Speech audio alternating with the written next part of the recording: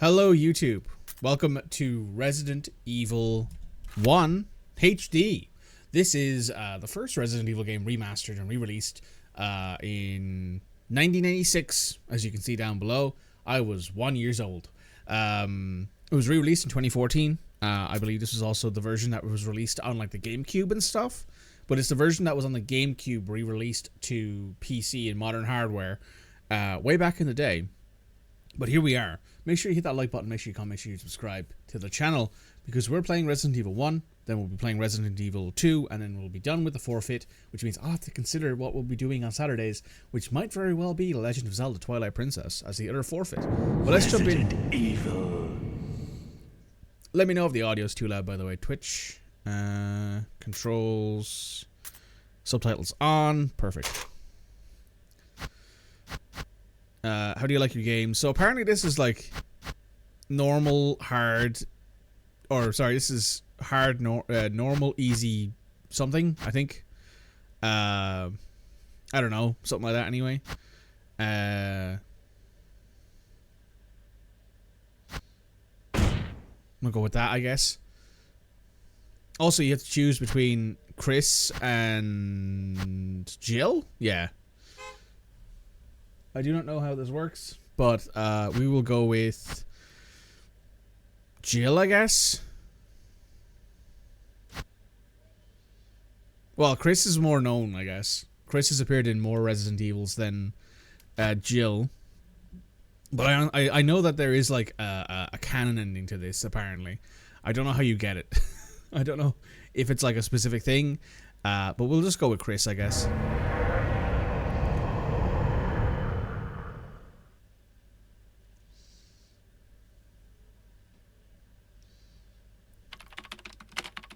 July 1998. Alpha team is flying around the forest zone, situated in northwest Raccoon City, where we are searching for the helicopter of our compatriots, Bravo team, who disappeared during the middle of their mission. Haven't found it yet? No, not yet, Brad. Bizarre murder cases have recently occurred in Raccoon City. There are outlandish reports of families being attacked by a group of about 10 people. Victims were apparently eaten. Nom nom nom.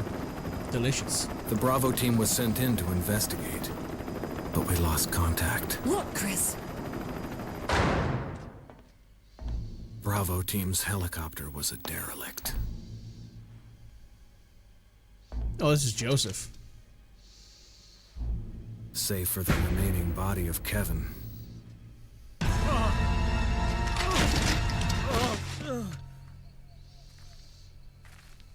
We continued our search for the other members. Hi, Wesker.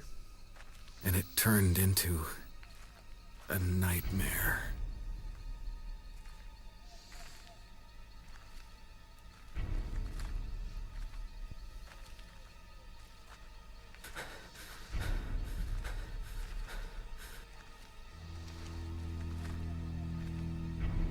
Hi, Jill.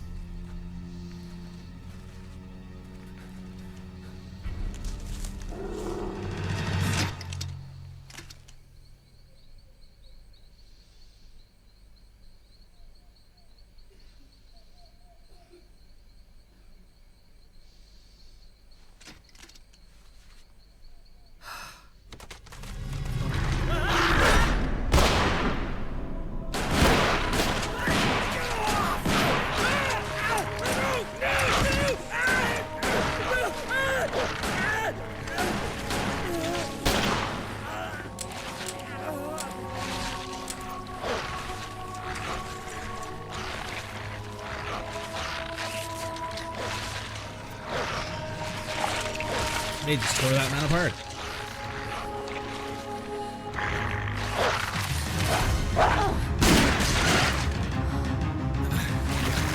Come on!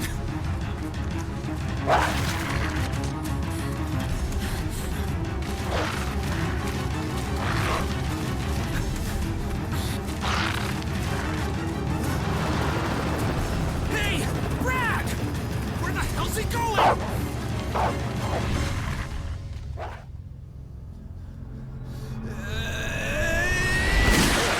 Chris, this way.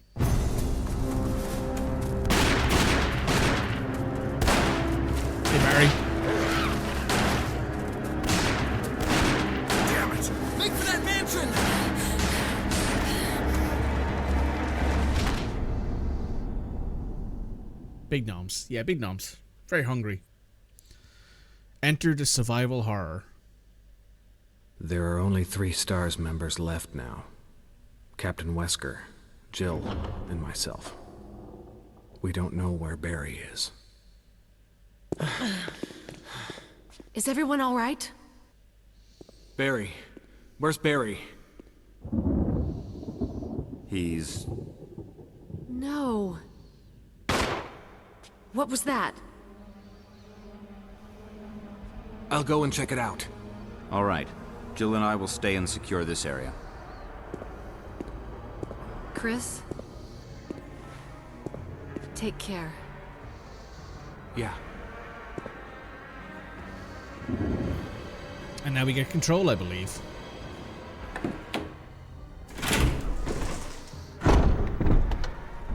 Yep. So I believe the way that... oh, that's right. Q is quick turn.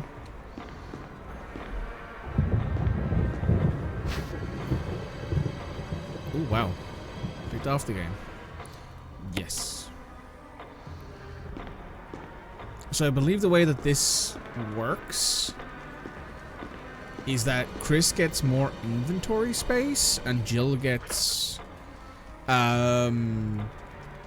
like a starting weapon and stuff. Like I'm only starting with a knife.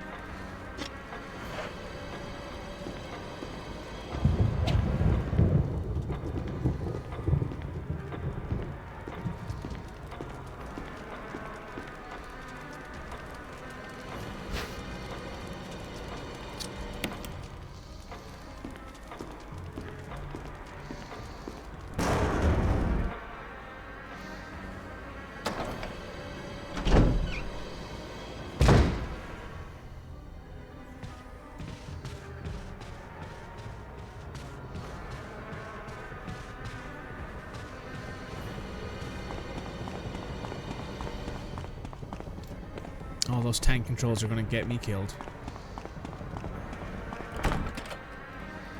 It's locked. And then the sword is carved into the lock. Oh, this is where they started doing the key emblems. Same story, whatever playthrough, or different perspectives. Different perspectives. It's a different. I think you also get a different ending depending on the characters you play in the order. An emblem of armor. It's the same in Resident Evil 2, I believe, depending on if you pick Leon or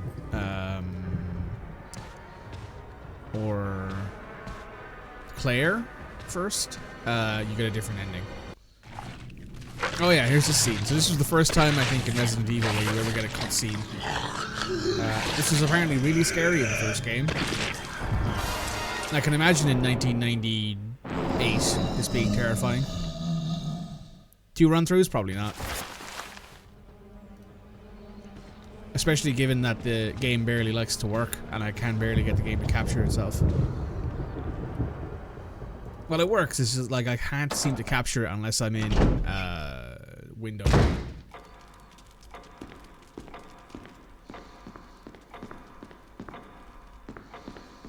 Not even in windowed mode. I'm capturing the whole display right now. Probably not 2 run-throughs. I'll probably do 1 run-through of each, and that's good enough for me.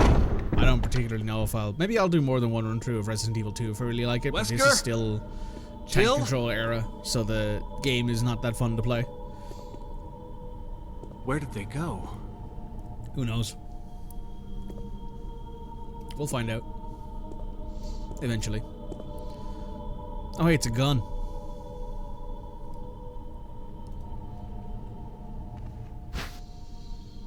Stars.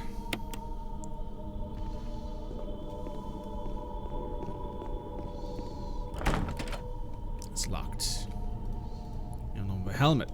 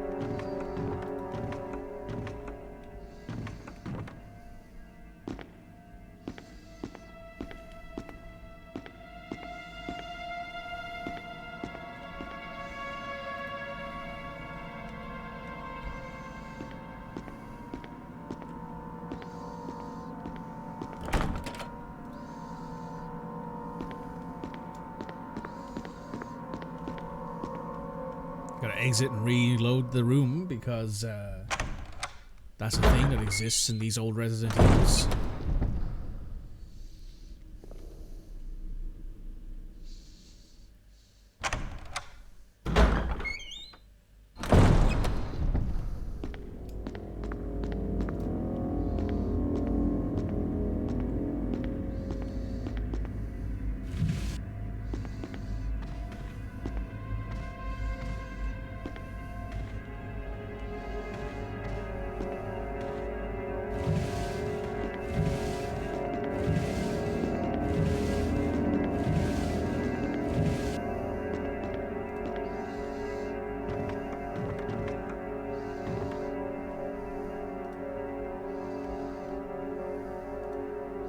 It's a map, thank God.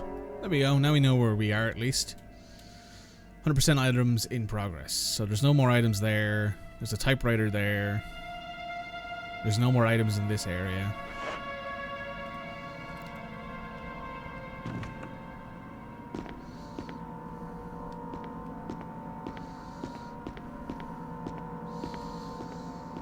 I have been told by reliable sources that if you really want to start Resident Evil in this day and age, you should start with Resi 2, the remake, and then move on from there. So basically do Resi 2, Resi 3, Resi 4, 5, and then skip 6, and then go 7, 8, 9.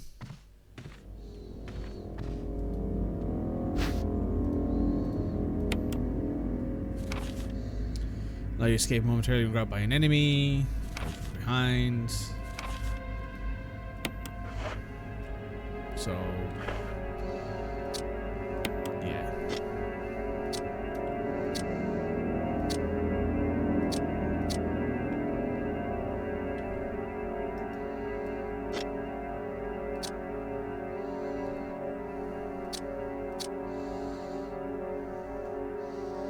Hi, Marful.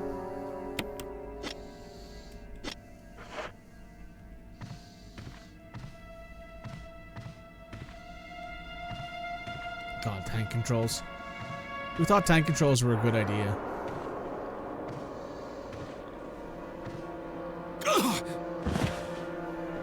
Hello, zombie.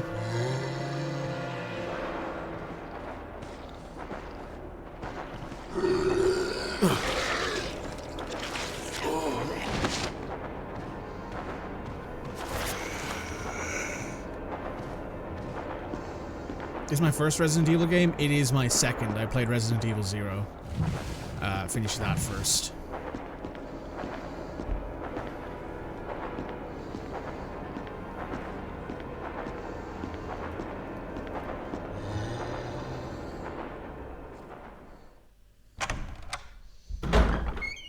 Six that bad? 6 is legitimately considered the worst Resident Evil game in the mainline games.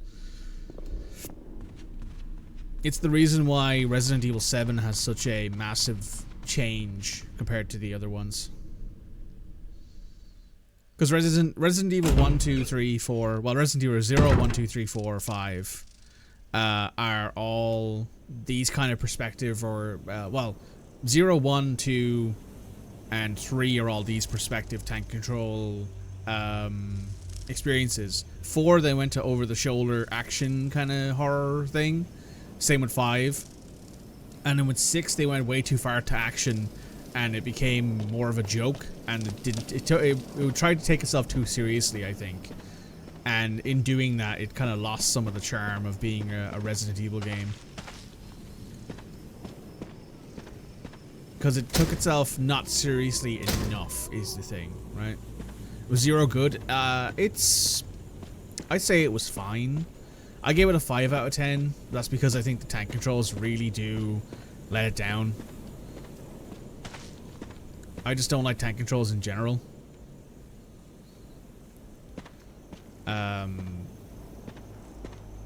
But I did think it was worth playing. Shotgun shells, huh?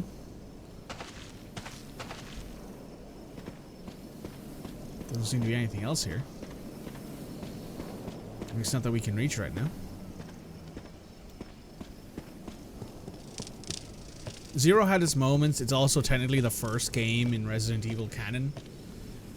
Because it starts with Zero. I believe Zero is before this. Zero happens before this game. Zero is about Bravo team. The team that goes missing. That causes this incident. So there's a question mark there on if you want to know everything about the game, or if you just want to be like, I don't really care too much about the behind the scenes lore, and you want to keep things a little bit more like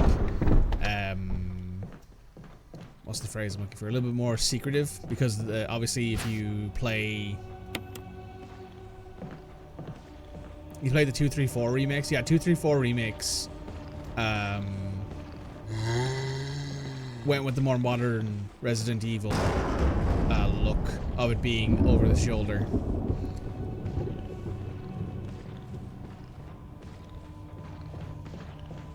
You played them out of order anyway. Fair. I was always told though by people, like I've talked to people who are big Resident Evil fans, and they've said, hey, if you want to play the games, play them out of order. Play 2, ignore 1, ignore 0, and play 2. And play 2 first. You haven't played 5 or 6?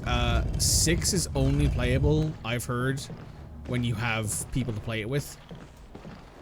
And you have to suffer through it, because the game was way too fucking long. The game has like 5 campaigns, and they're all of a video game length, and they're all different video games. Leon's campaign, I've been told, is the closest thing to a Resident Evil campaign in that game. And I just don't get it.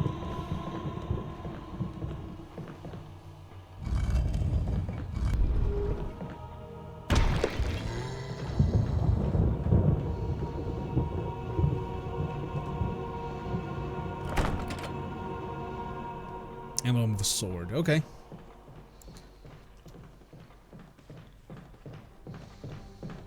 I will say, I'm looking forward to the move to Resident Evil 2.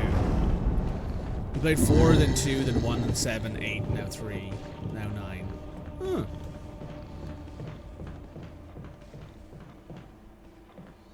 I assume you played the remake of 4 first, right, Marfol? If you say that you played the 4 remake. Then 2, then 1. I mean, 4 and 2, from what I've been told, are the best of the Resident Evil games. They're the ones that everyone's like, oh yeah, you need to play Resident Evil 2 and 4. Yeah, just the remake, yeah. I've heard 3 remake is not as good as the original game, as the original 3, because like they cut out a lot of stuff apparently. But I don't know too much about that game, so.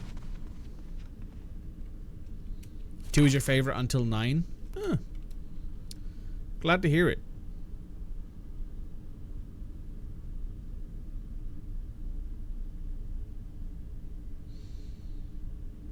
I guess we haven't gone over here yet. That's the only place we haven't gone.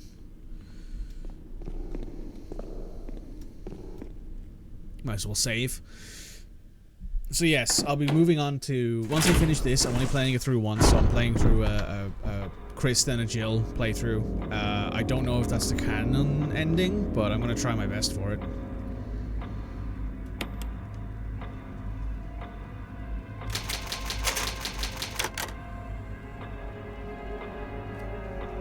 Alright, we've saved.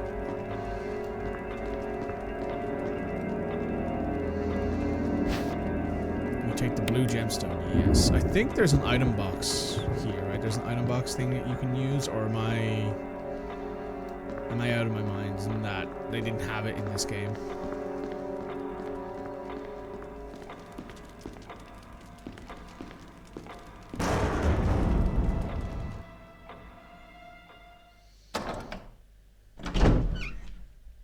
I have heard a lot of good things about 9, about the Resident Evil 9.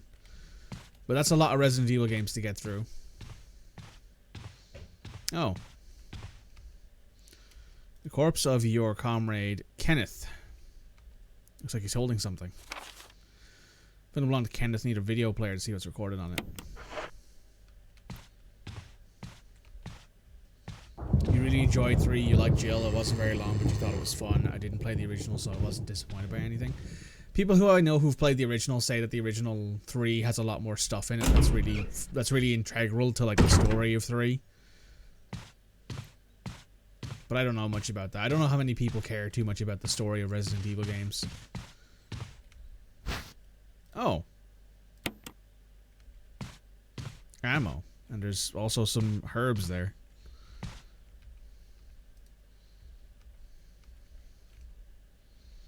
What the hell happened in this mansion? Good question. You really like Jill? Jill, I've been told, is a great character.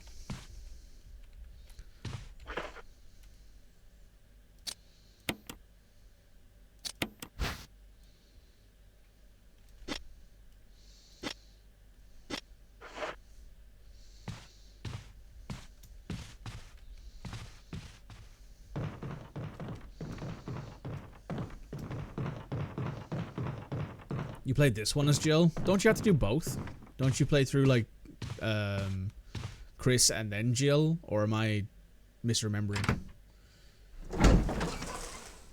Or am I thinking of Resident Evil 2 where they do that, where you switch between perspectives? Oh, that's kind of cool. I can see the zombie in the mirror.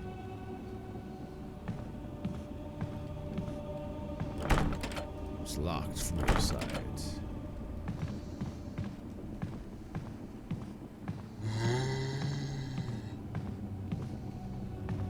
There's a lot more herbs in this game than there were in Zero, I will say. Probably, but you haven't gone back to play as Chris. Fair enough. Fair enough. I mean, if it's a case of only one playthrough is needed, then only one playthrough is needed. I don't really have much of a... I've not really enjoyed the first Resident... I didn't really enjoy Resident Evil 0 all that much, as I said. I didn't think it was that good.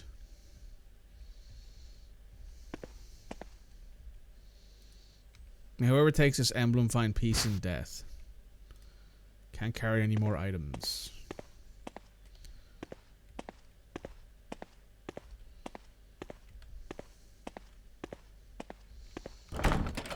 It's locked. Emblem of a helmet is carved in the lock. Oh.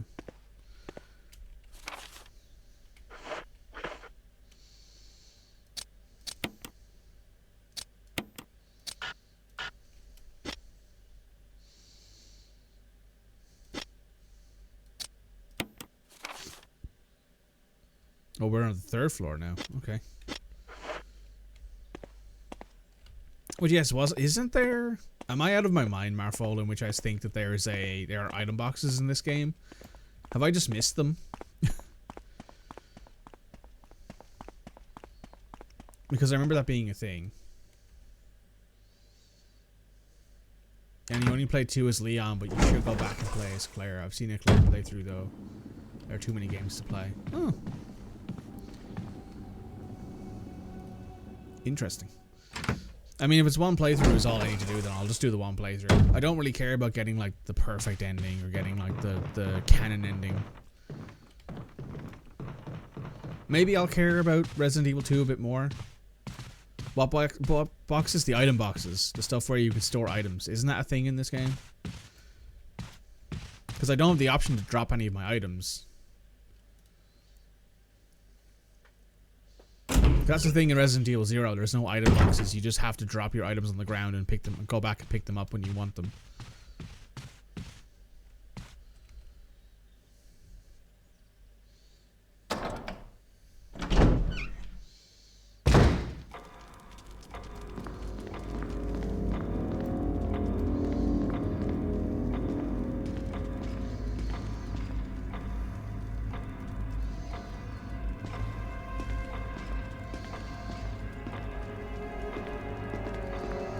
There's a room with a stash. Well, it's not in this room.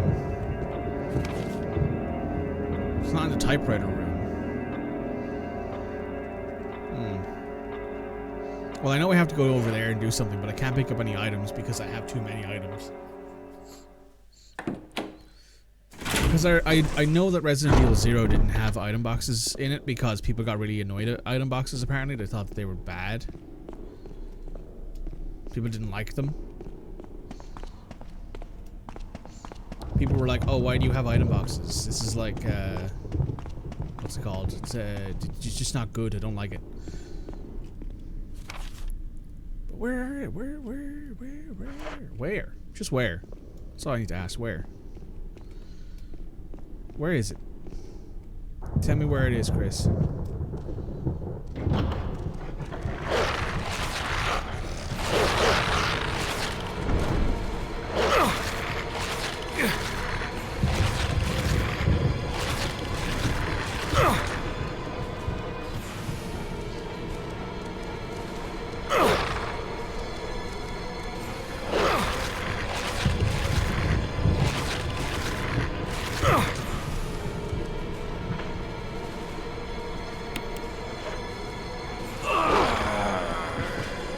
There's our first death.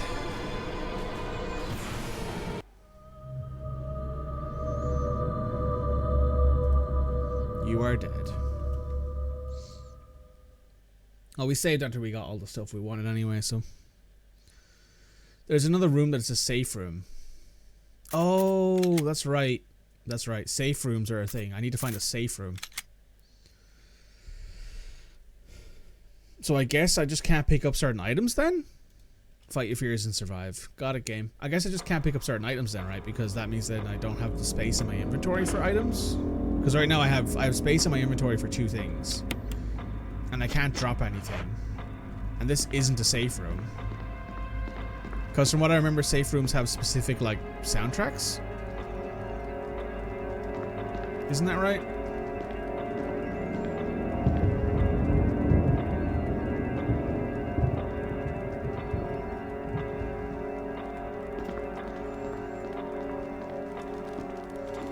I remember that being a thing. I remember people being really like, "Oh, the safe room music is really nice because it's like piano-y and plinky and stuff."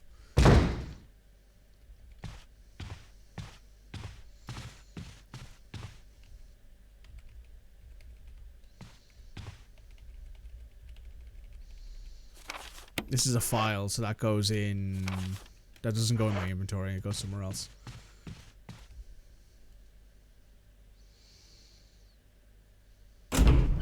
The Ingrams were annoying to have to carry around. When I was playing RE0, where you can't like leave items behind at all, I just used to leave the ink ribbons next to the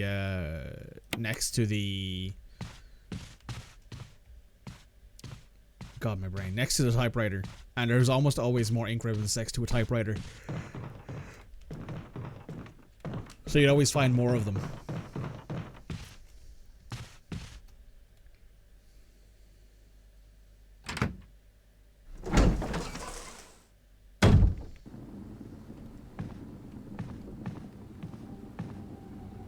Can't go this way, but yet again, I think that's really cool, the fact that the mirrors actually work.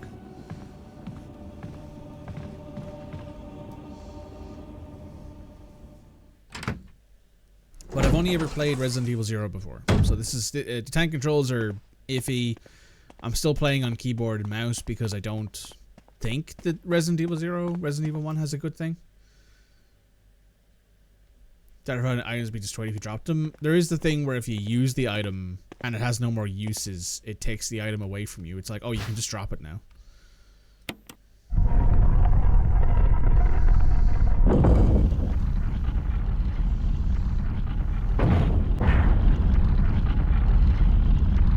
Oh.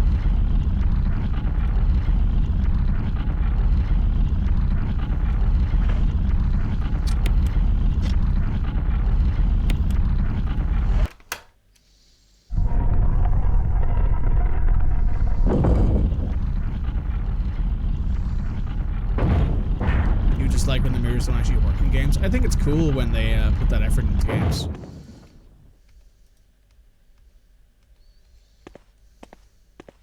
I wonder if you just stand there. It says death is everything and death is not the end. I wonder if you just stand there. I guess I'm just gonna take it and stand here.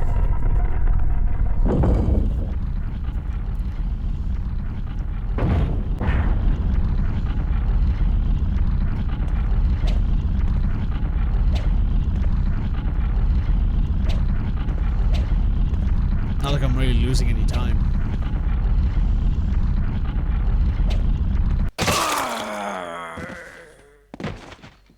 Oh, no. Huh. I thought that would have been the solution.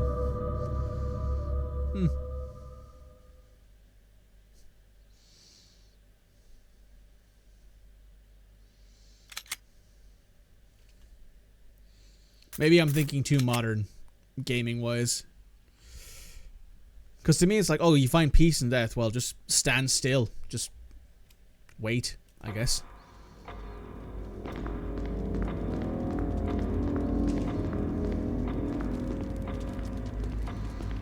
There is that emblem there we can pick up, which I have no idea what we can do with. If we end up messing around for too long and I'm not making any progress, I will just pull up a guide.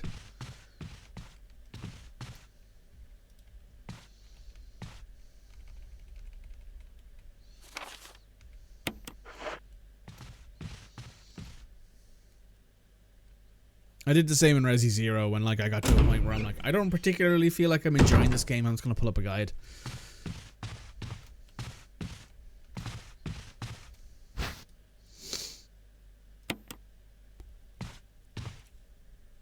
At least the items show on the map. This is true. It does tell you that there's still items in this area. That's nice. It's nice of them. I mean, there's an item in here which I know about because it's the gemstone.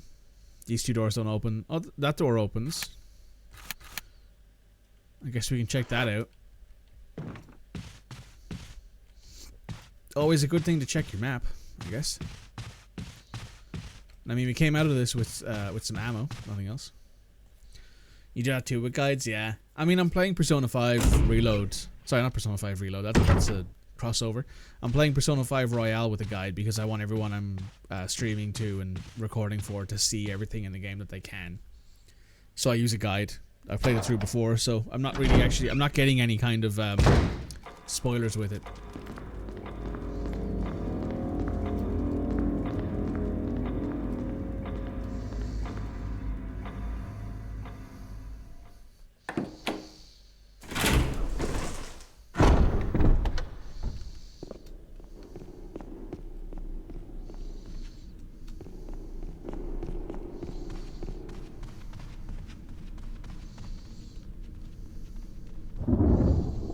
There's apparently a door up here we've not been through.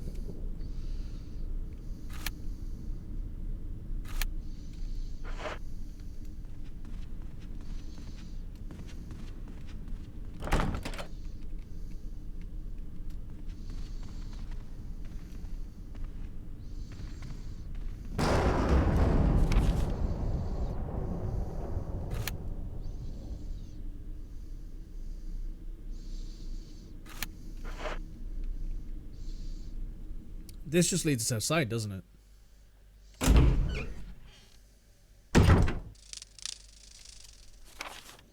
Oh yeah, this leads us right back here. You started Persona 5, but you think it wasn't the right time. It got too overwhelming, you can put it down.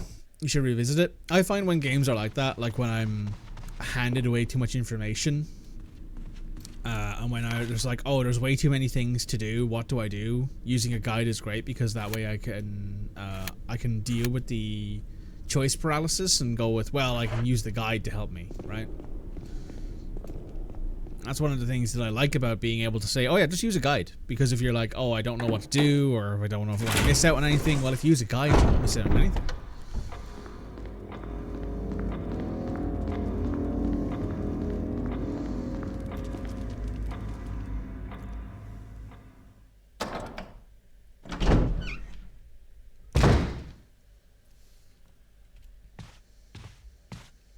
Oh, look. It's our friend.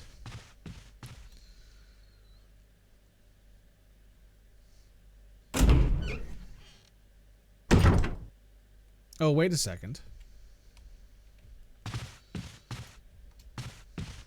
Wait a second. I might have an idea here.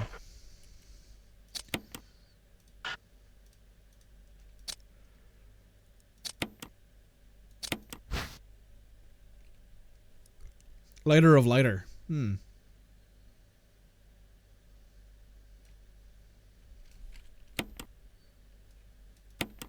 a brass lighter coated with gold. Couldn't even get the real thing, huh, Chris?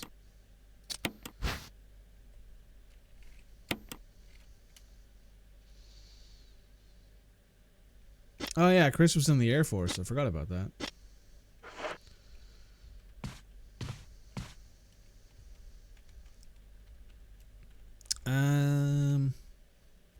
What was I thinking? Oh yeah.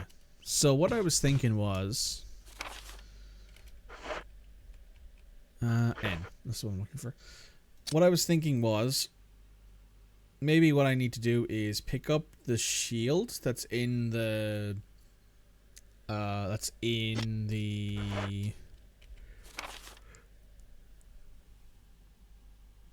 dining room over here and use that up here. But let's just let's head up here anyway and get stuff on the map.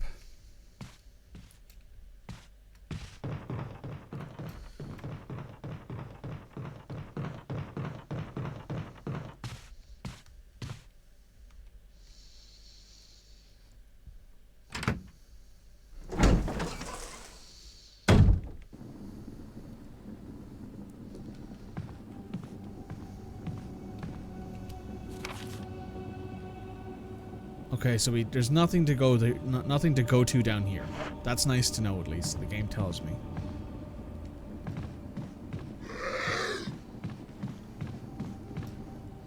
There is, however, an item here. There's also some handgun bullets.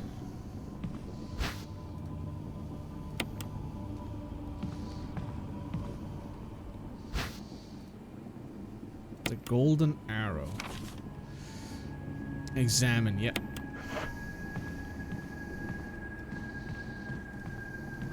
So my guess is I can examine this.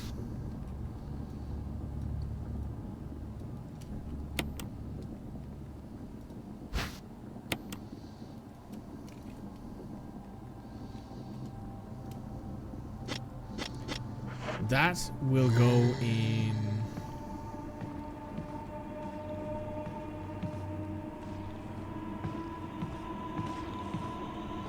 I believe the grave is downstairs. Has an arrowhead thing in it. Knife.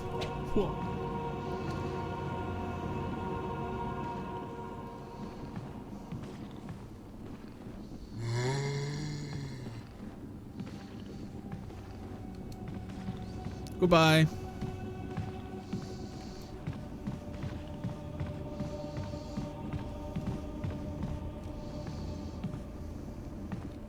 Well, I guess that gives us a way forward. I also finished Persona 3 Reload, so I've done the Persona 3 remake that they released alongside the DLC.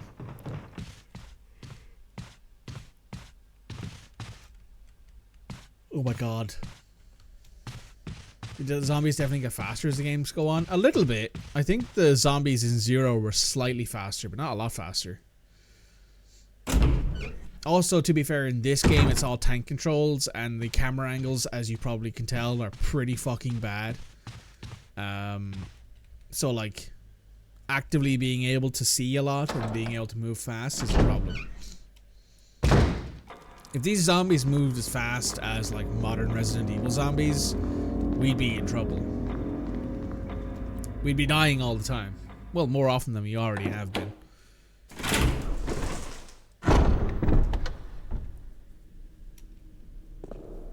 Hey, Cody. They kind of stopped using zombies in later games. RE7 and RE8 don't have zombies at all. I'm yet to play 9. Yeah, it's mold, isn't it? They're like mold creatures or something.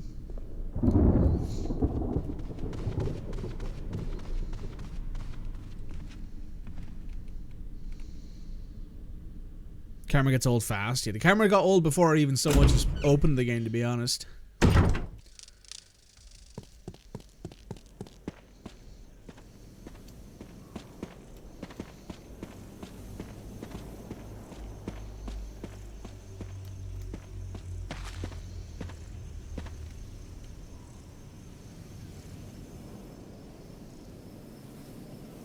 Mold in 7, Parasites in Mold in 8, 4 and 5 are also exclusively Parasites.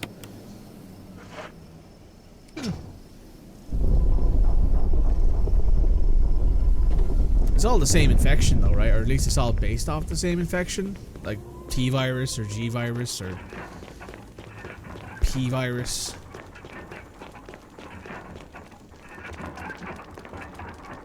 Z virus. S virus, I don't know. Something like that anyway, right?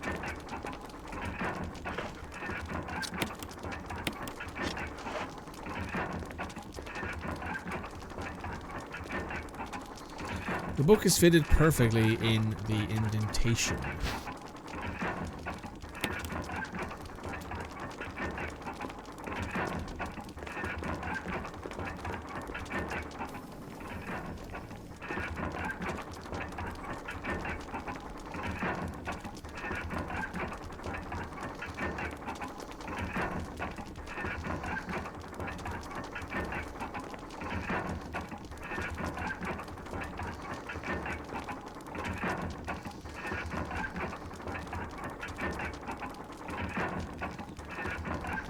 Understand, the Umbrella was founded after the founder visited the village in 8 and discovered the parasite there, and then used the parasite to create the virus, which is meant to be a more efficient version.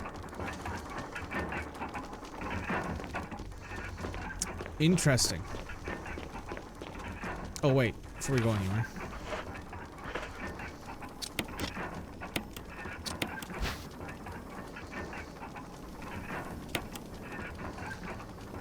Open the fucking book, man. Oh, there's a key on the back of it. Yes. Mansion key.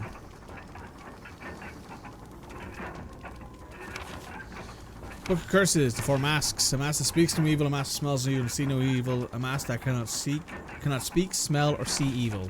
When all 4 fall into place, evil will awake. Oh.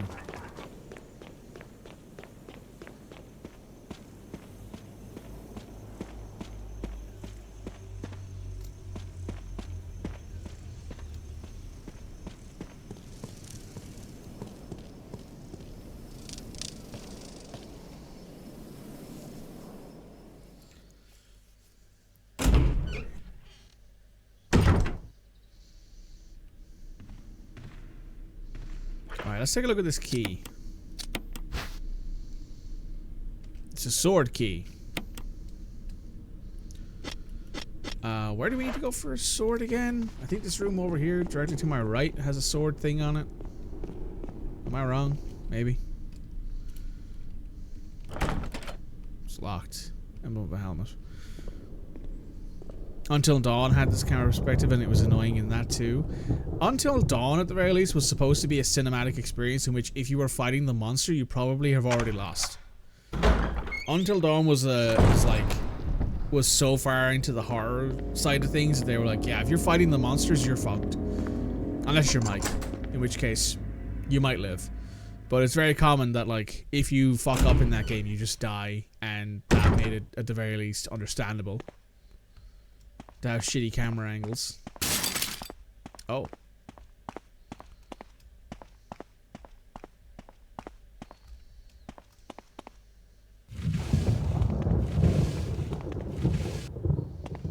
Oh hey, bullets. Someone dropped a magazine underneath this thing. Imagine you're that clumsy. You're like, ah, I fumbled. I dropped a magazine. I can't get it. It's underneath the little like cupboard containing the fine china. Oh, cutscene. No? Oh. God, that angle is awful. Listen, I get it. Chris is a very handsome man, but there's no need to do this, right? Like, look at that handsome face. He's not roided out yet, though, either. He's not punching boulders.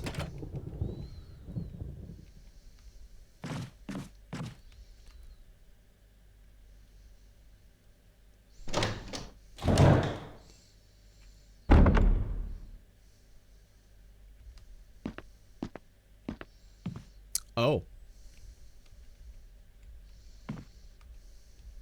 Full of dirty water. Remove the plug. Yes.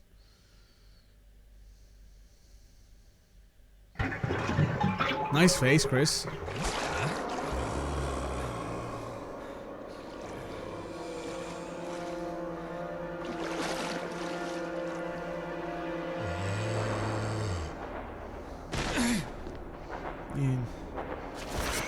Chris, dude's trying to take a bath.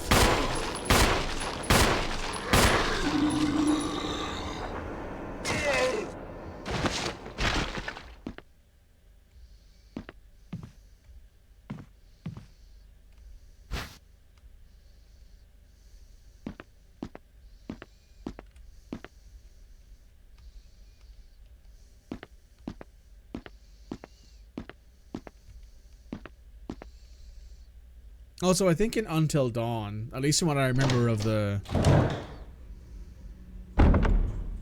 Interesting that you went Chris Roots first. It's this game's hard mode. I was not aware of that.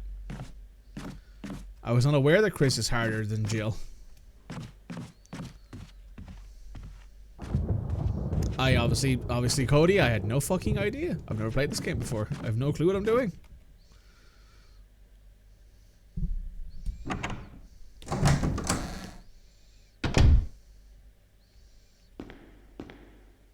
Why do I recognize this room? Oh, that's an Umbrella logo on the ground, isn't it? But yeah, Until Dawn's camera perspectives were supposed to be like, oh, you're being watched by the monster, right? That's the idea, is that you're looking at the players through the eyes of the monster. From what I remember, anyway. But, you know.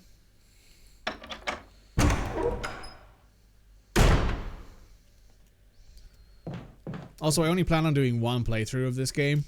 Unless I really, really like it, and I'm like, oh, I'll do a Jill playthrough. I only plan on doing one playthrough of this game, so...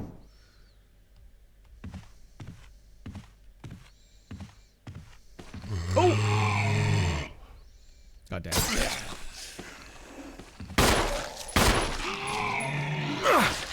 Where's the kickback? Like, where's the actual, like, impact of being shot? What the fuck do you mean? Jesus Christ. What do you mean? Some of it was, yes. The roots are quite a bit different, so it's not like playing the same story twice. It'll be a different perspective entirely. I know that's the thing. I know that's the same in Resi 2, I think. In Resi 2, like the two characters interact at certain points throughout the story, but like they very... Oh, this is a safe room. They very rarely actually ever like interact aside from that, and the stories are very different. Appear to be dead, but in fact are unable to come back to life. Incineration, destruction of the head.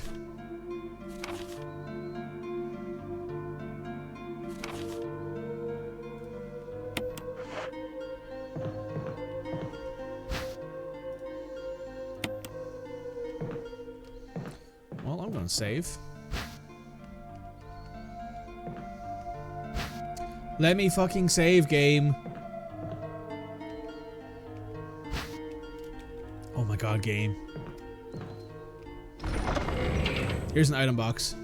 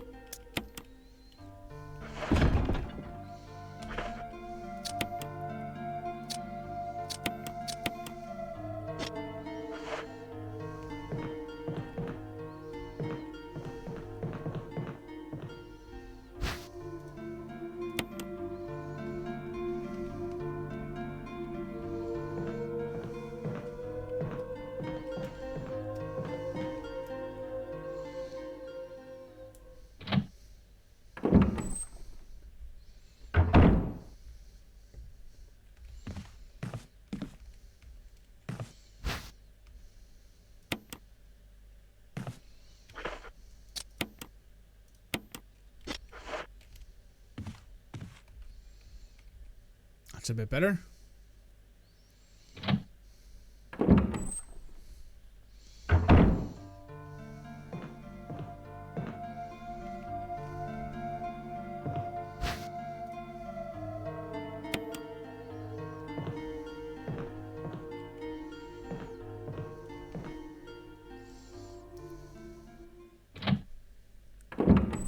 So yeah, this whole thing's new to me. I know that in the first game you played the two different characters, right? Like you had Rebecca and Billy, but you played them at the same time.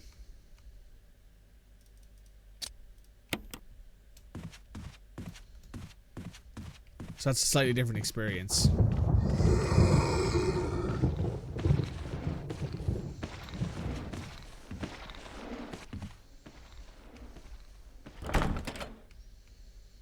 Emblem of armor.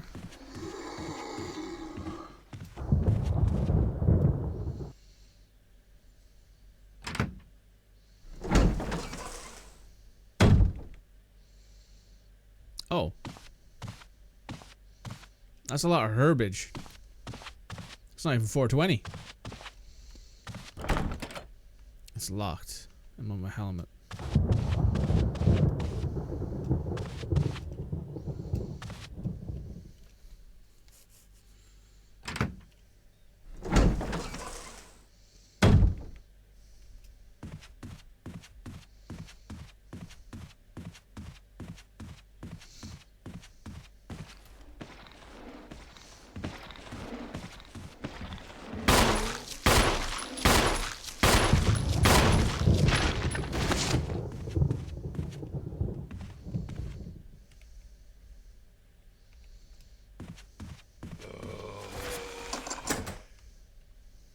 You unlocked it. Where does this take me?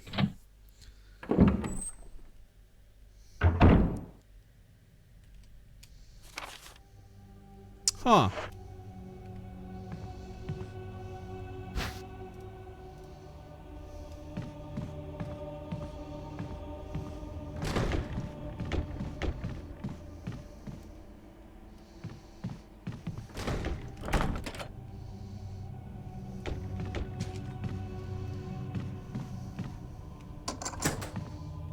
Use the sword key.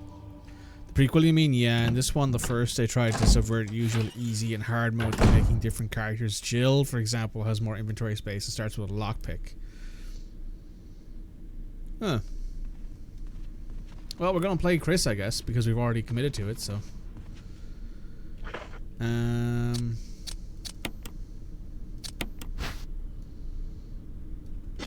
Where else was the sword key useful? I don't remember. That door is not locked. Neither is. Well, actually, no. That door is locked. We can't get out. We can't get in through that door. That door takes us to the puzzle with the spinning death thing. Typewriter and item box. There we go.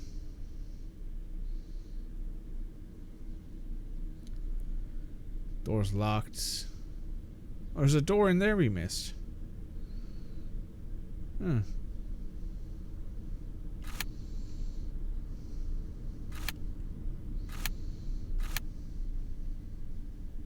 There's also an item in here we missed.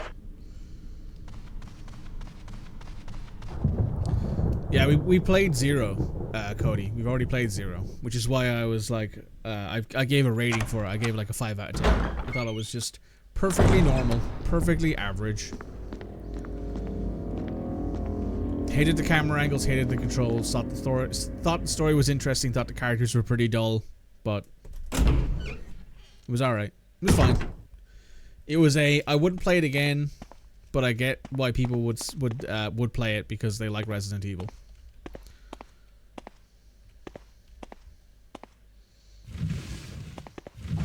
Oh wait, it's a defensive item.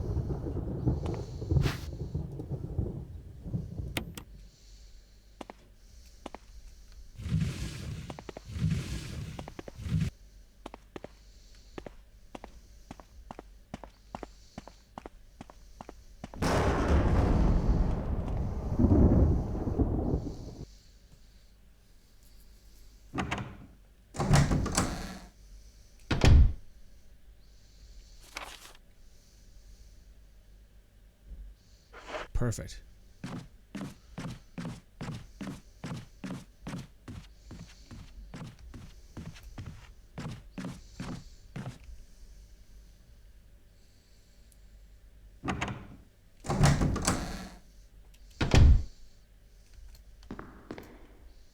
Oh, this room.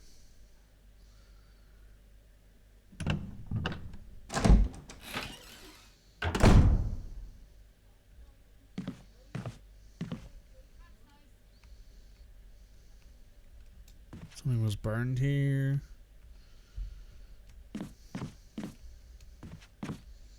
Oh, it's a shotgun. There's also ink ribbons.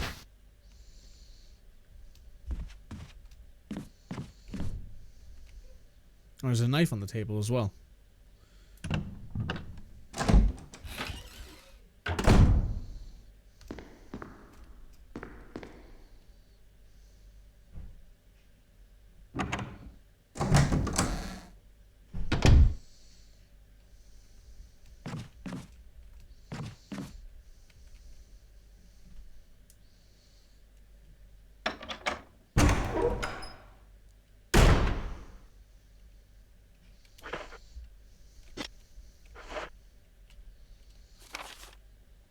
Oh, we're right next to the item room. Perfect.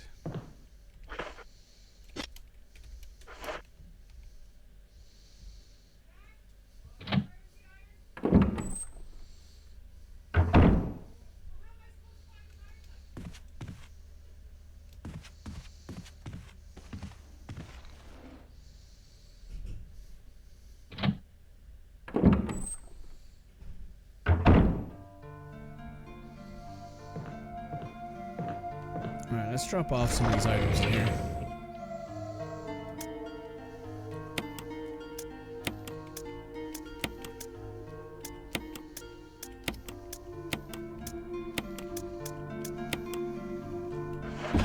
Perfect.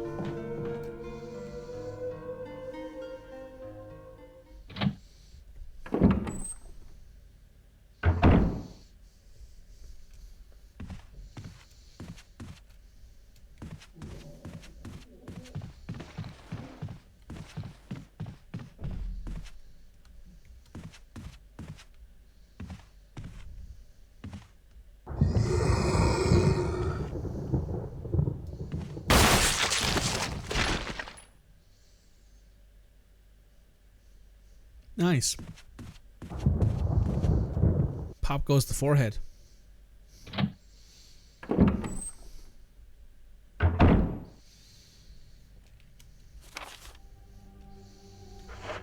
So we can go to this door apparently.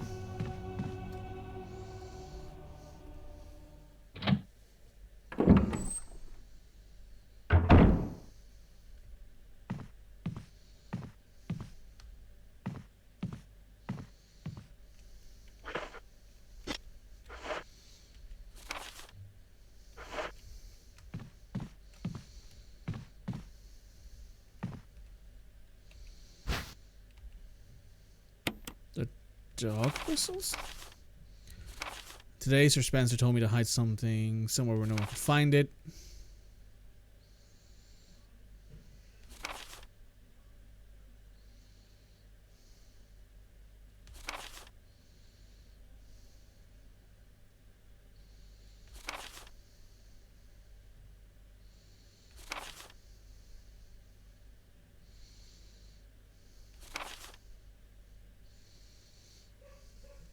John Tolman. Not a name I recognize.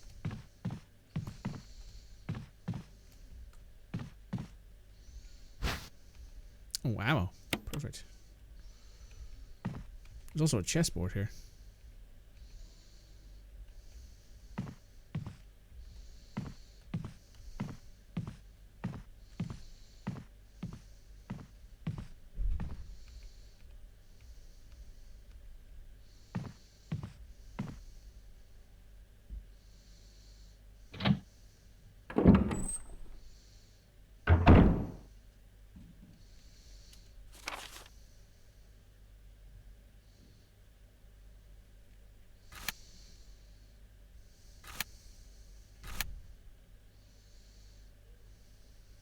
Okay, then where next?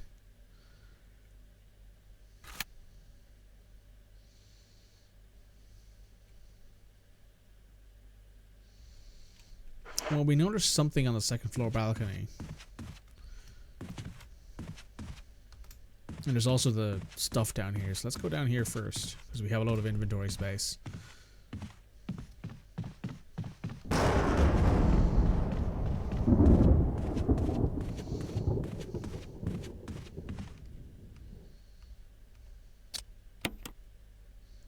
Oh, yeah.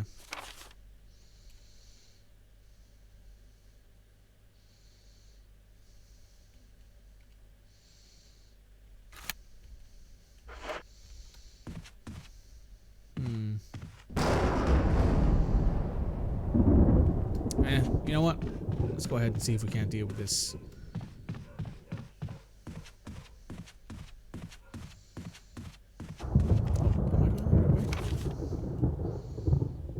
No, I am not.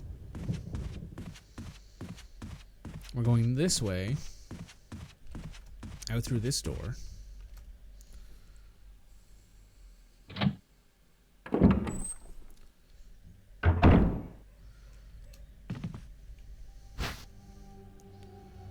The wooden mount.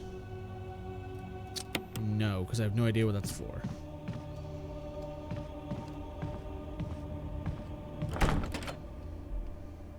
Emblem of armors carved on the lock.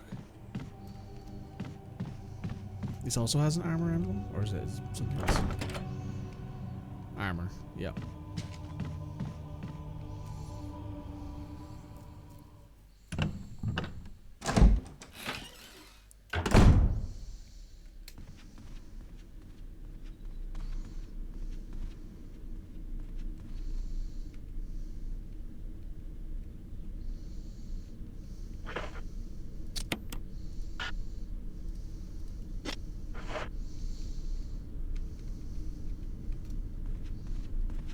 What do you mean? Isn't the whole point being able to call on the dog?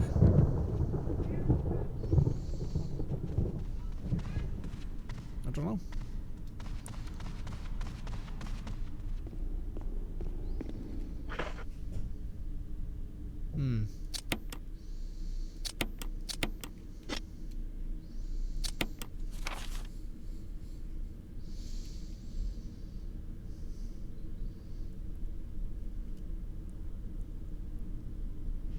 Is one of these doors a sword door? Let's find out.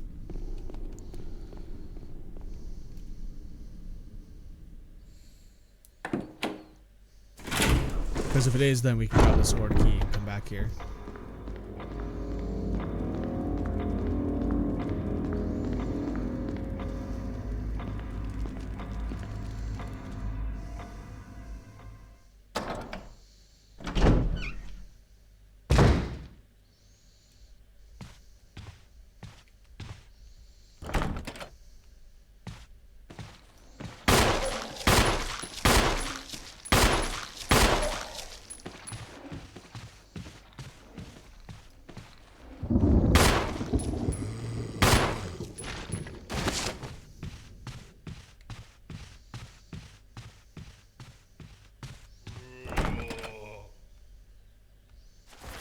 Armor.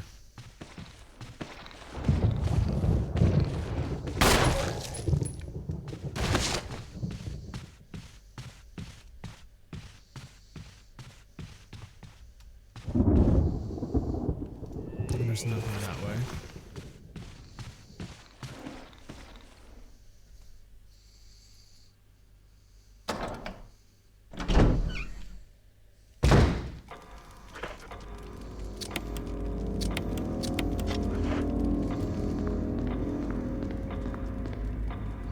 You know what? We might as well, before we leave,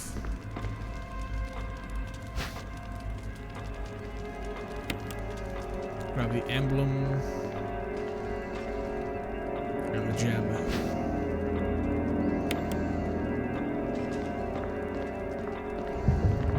We can drop them all into the safe room with the item box.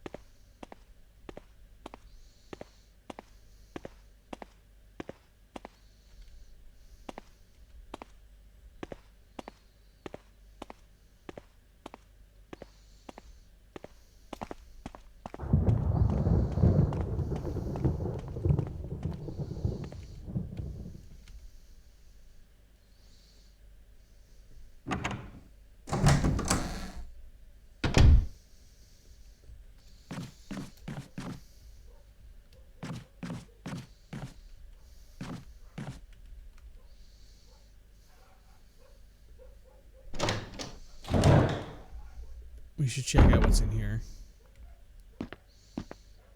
Let's grab this this key.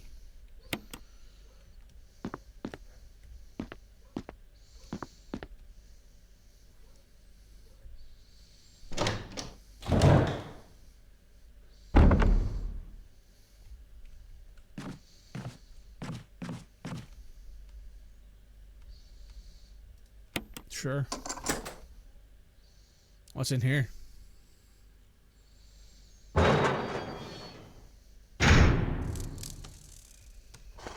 Moths? Oh, and dogs.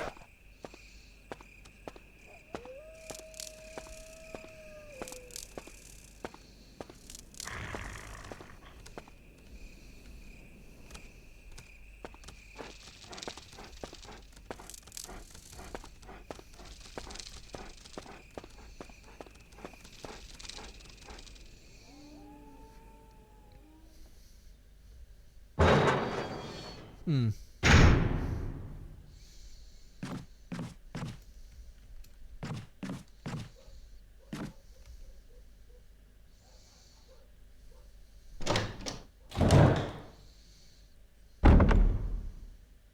Oh.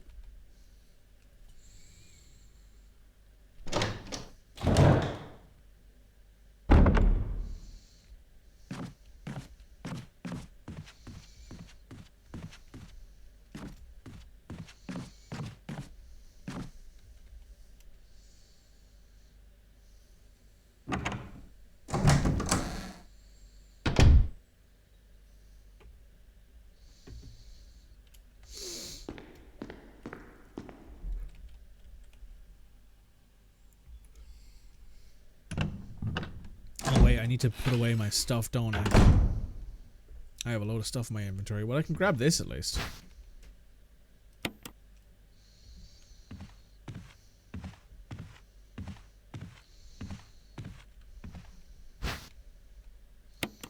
And 3 more ink ribbons.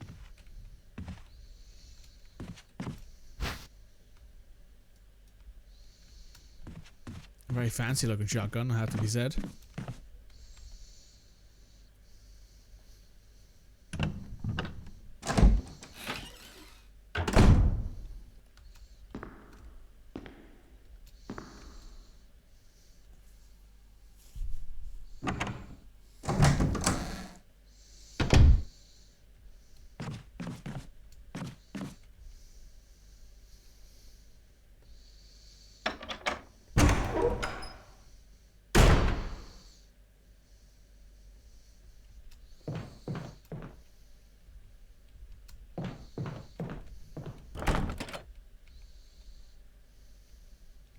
Hmm. Oh.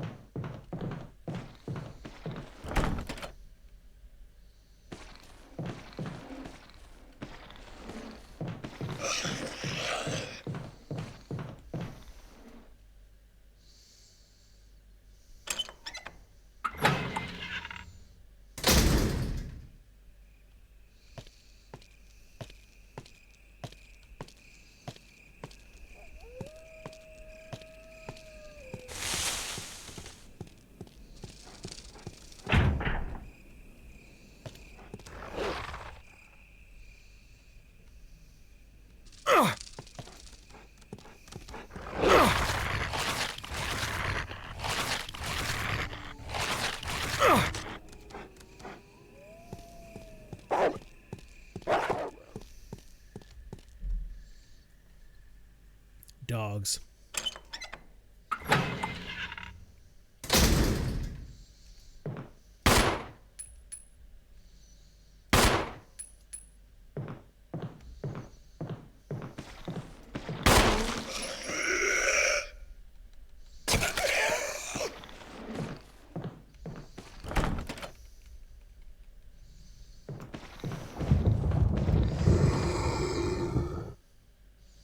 good boys this time? No, zero. Zero good boys.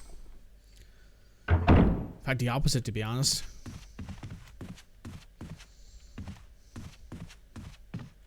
Let's leave our stuff in here.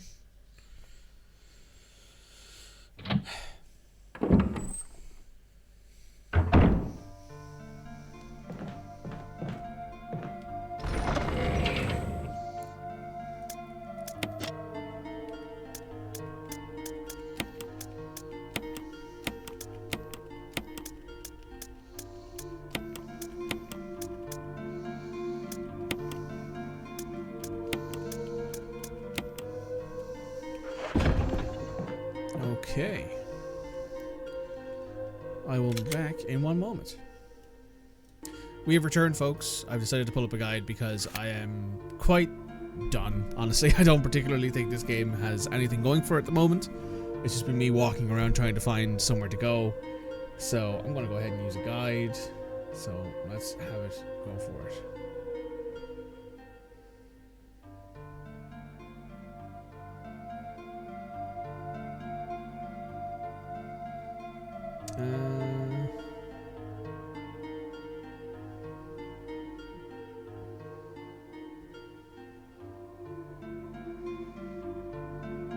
Turn to the main hall, west floor.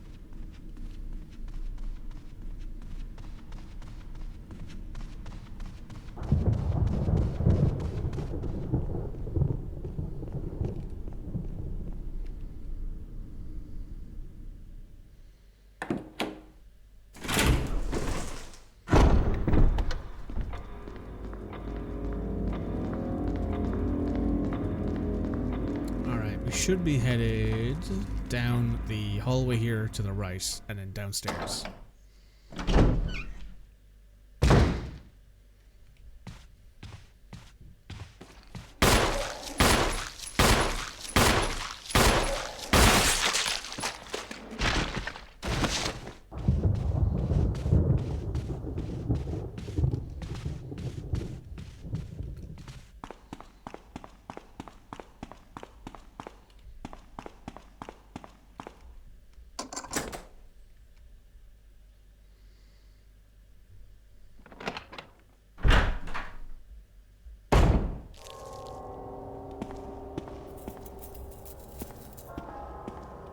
Oh boy.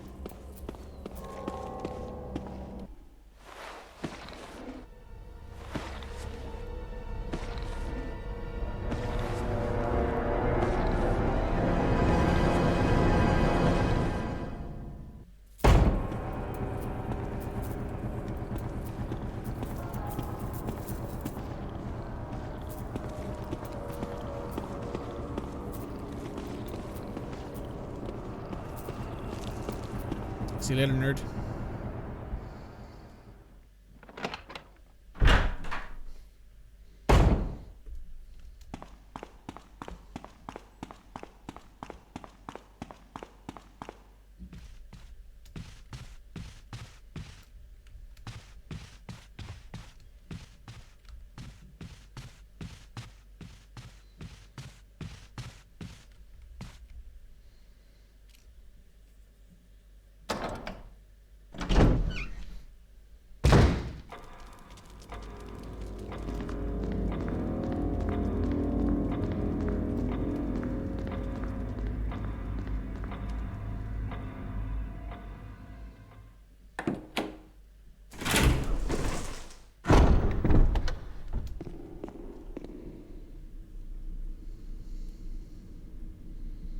Where are we headed? Back to the safe room.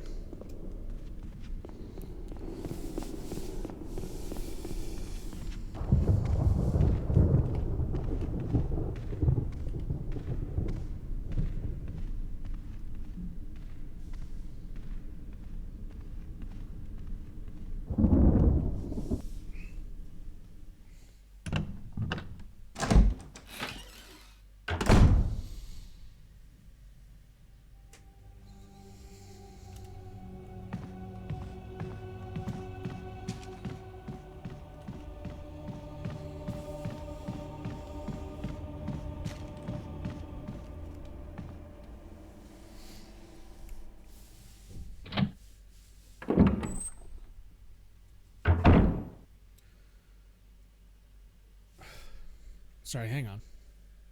We're back. Apologies for that. So I just want to leave some stuff off here.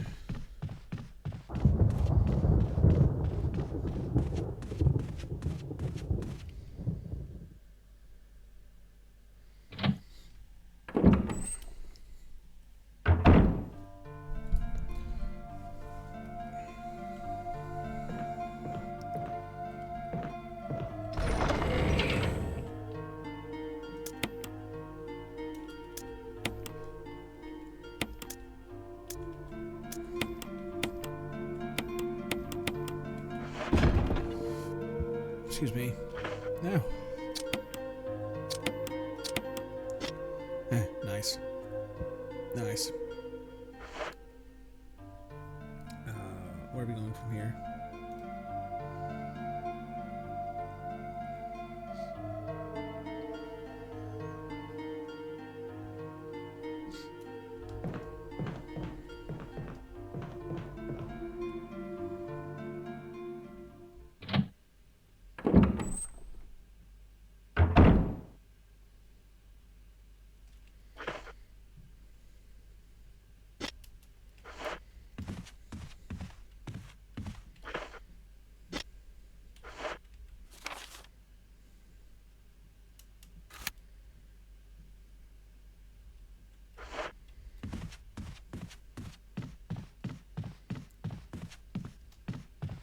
Nice.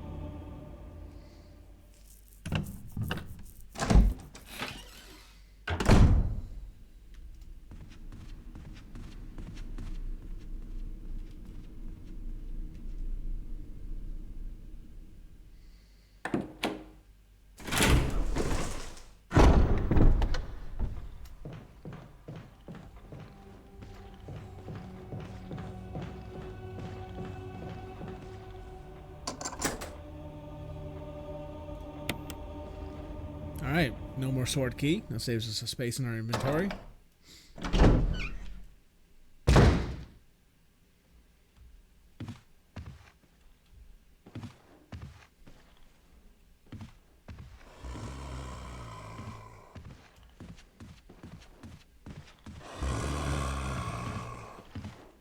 Oh.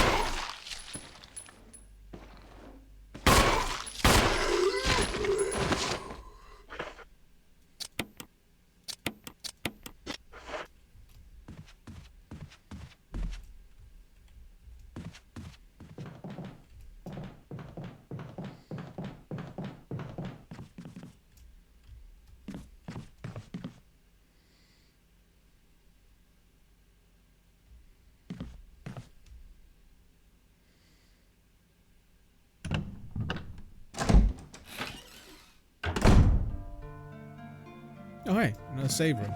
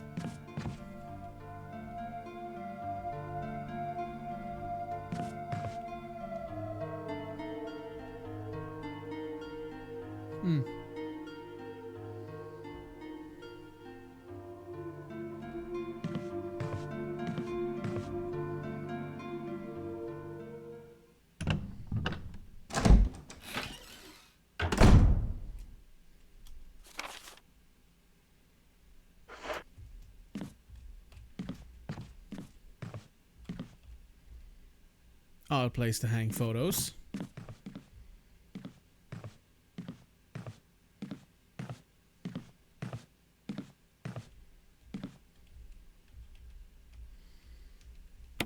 Sure.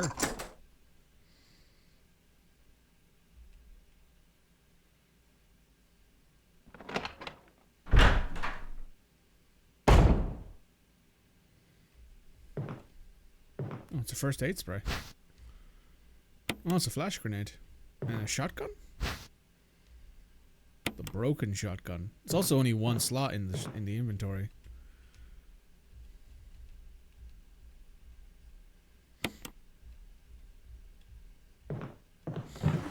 Oh, an ink ribbon. Nothing else in here, looks like.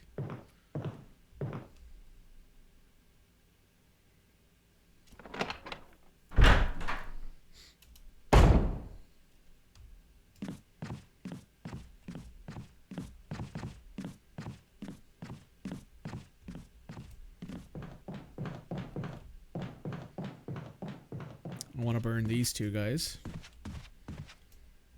Maybe I can burn the two of them in one go.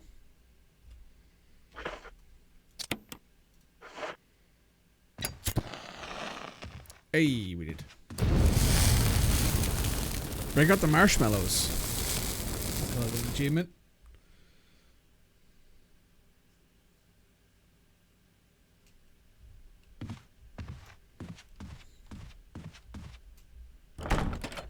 It's locked. Helmet.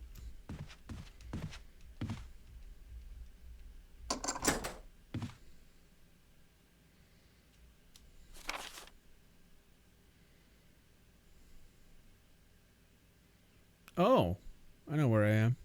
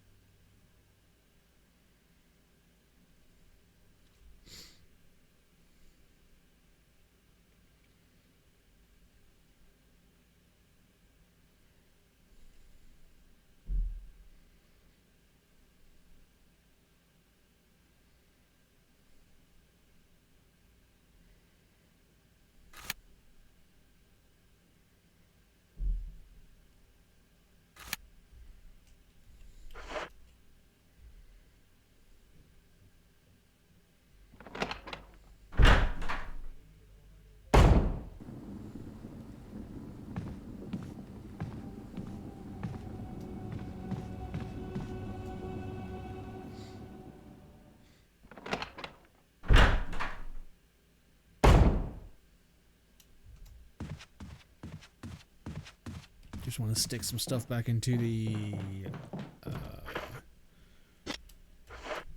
item box.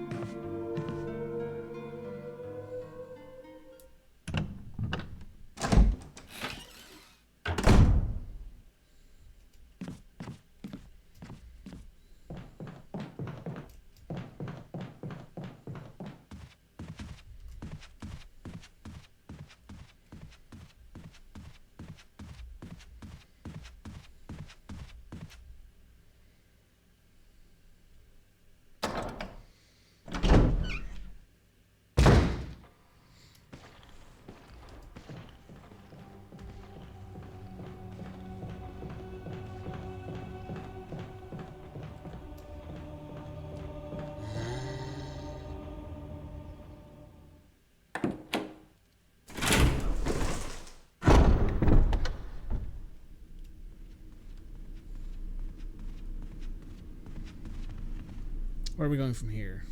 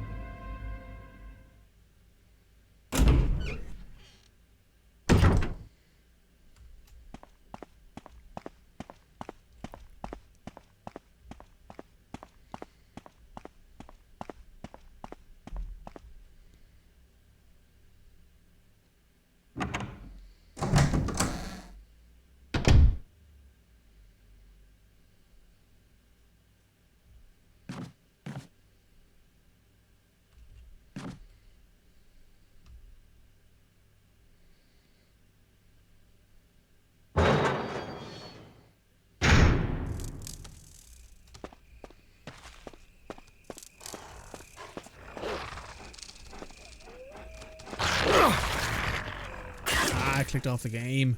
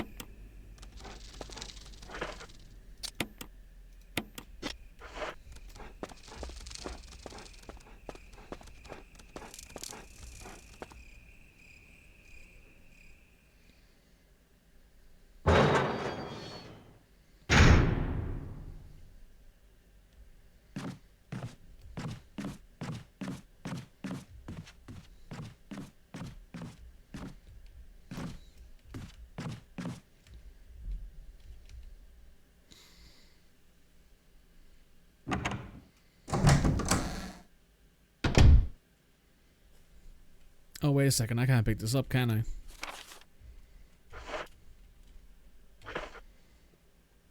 I cannot.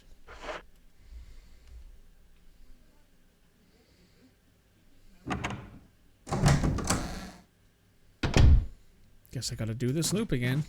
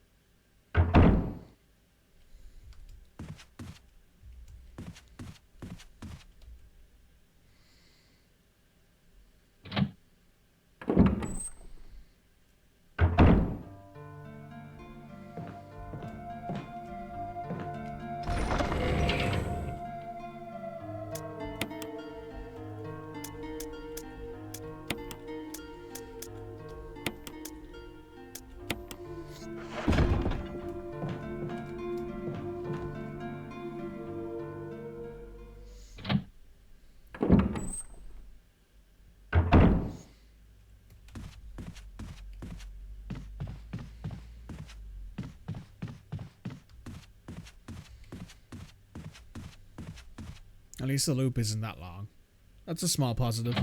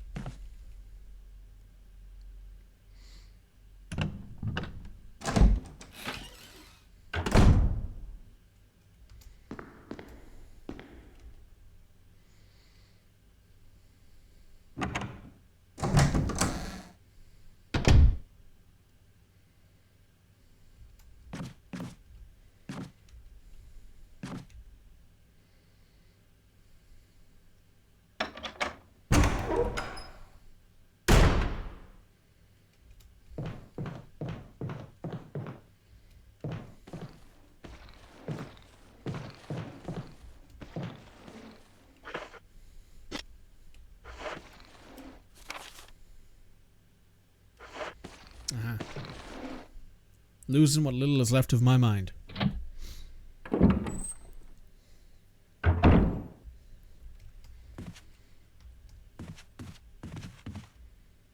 I suppose I could take the shotgun shells, but you know what? I think we're okay just having the full shotgun.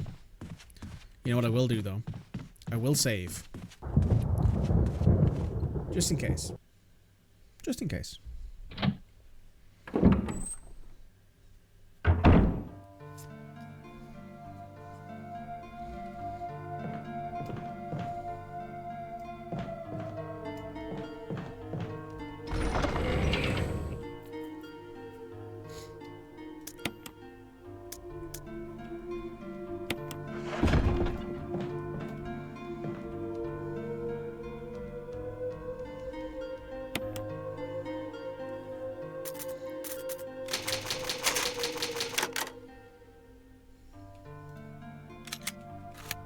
There we go. We can pop the ink ribbons back in here.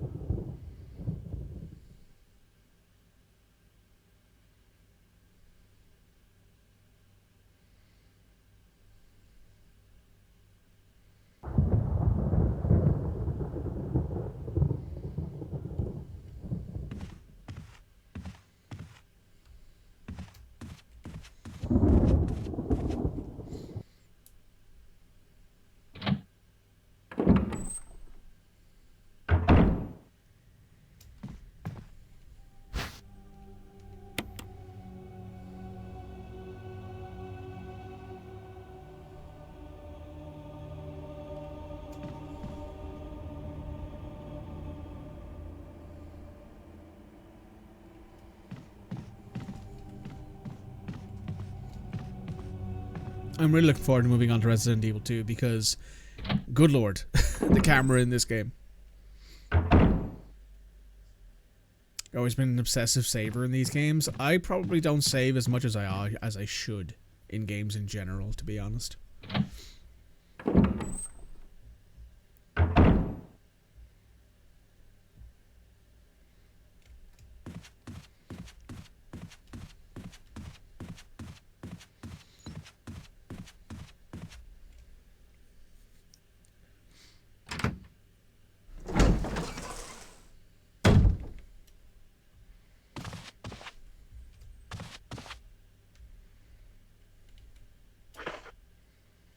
I can confirm that as the reason for this. Yeah, the save your game redeem. Yep.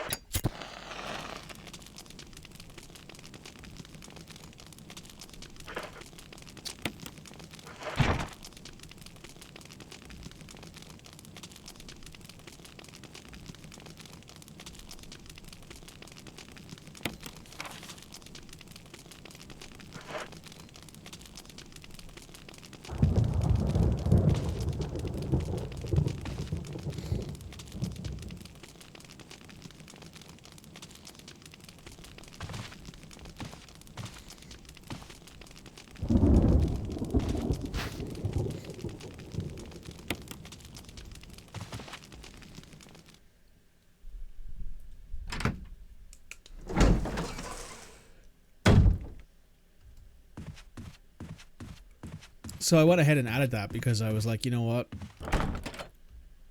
I don't save as much as I probably should. And this way people can spam that if it needs to be spammed. And I can be like, oh yeah, I should save. Because why shouldn't I?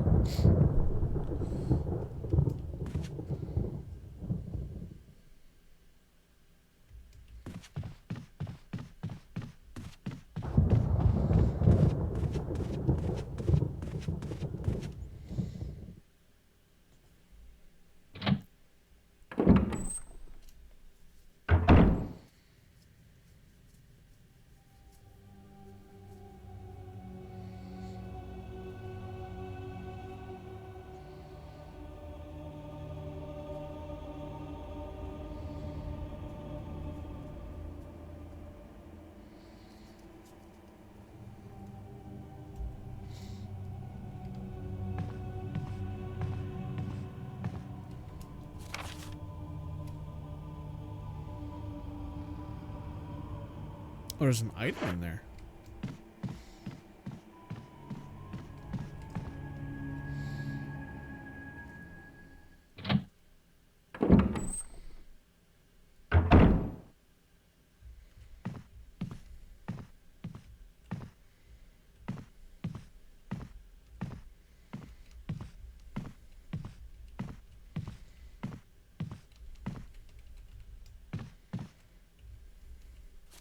Oh, here we go.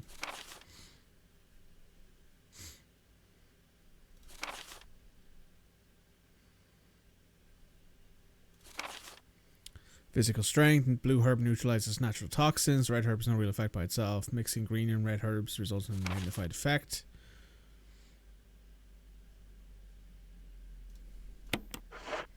Is that the only item that was missing in here?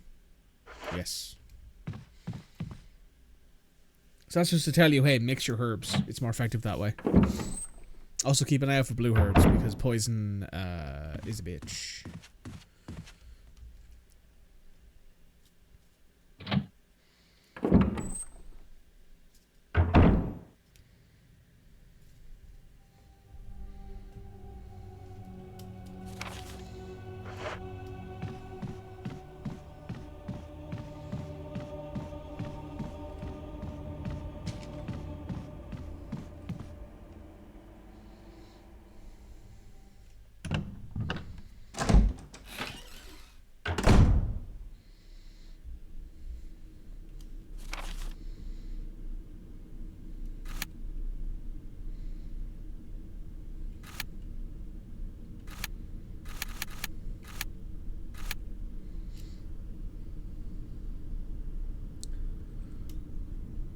Oh, we're headed over here.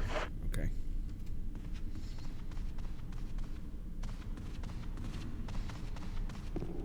I always find myself, though, with loads of... Like, I think I had, like, 25 ink ribbons left over. Maybe less in the last game.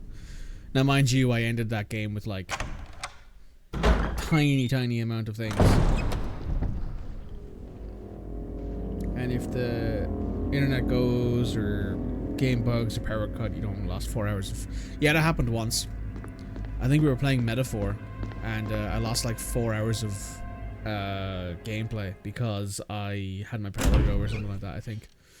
You know, it took me like 30 minutes to get back to where we were because I think we were in a particularly story-heavy bit of the game.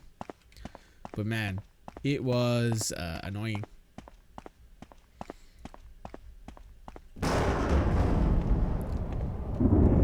Let me in.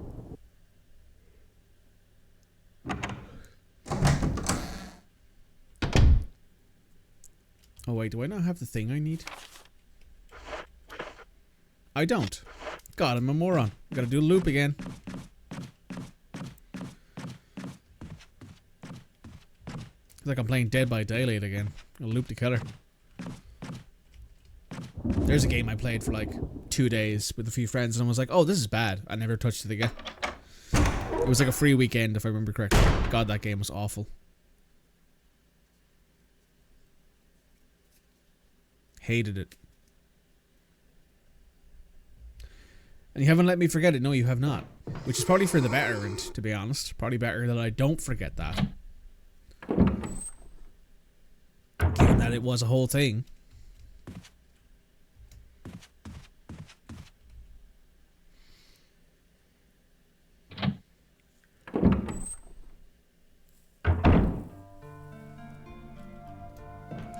I will say though, it was a good thing that I realized, well, it was a good thing that like the power went when it did, because if it hadn't have went, I probably would have like exited the game and forgot to save or something.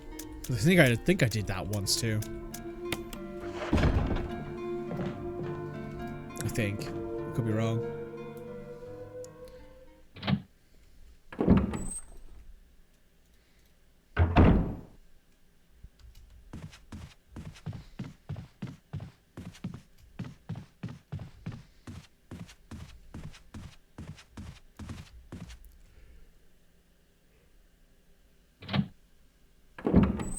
Also, I did really not have enough ammo to get through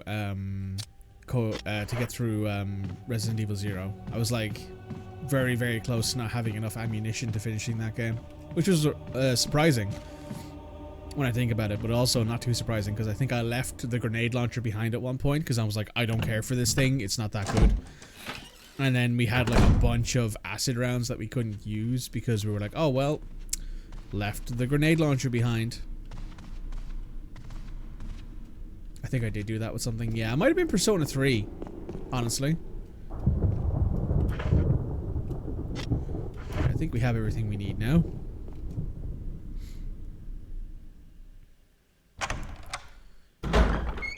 It was either Persona 3 or Pathfinder, maybe? Maybe. I don't know.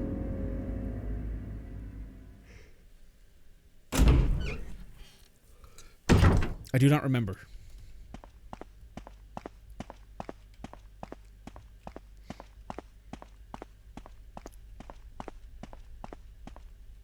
Yet again, I was really enjoying Persona 3 at the time, so I probably didn't really care that I had to play it again. Feel like it was Persona? Yeah, probably. Probably.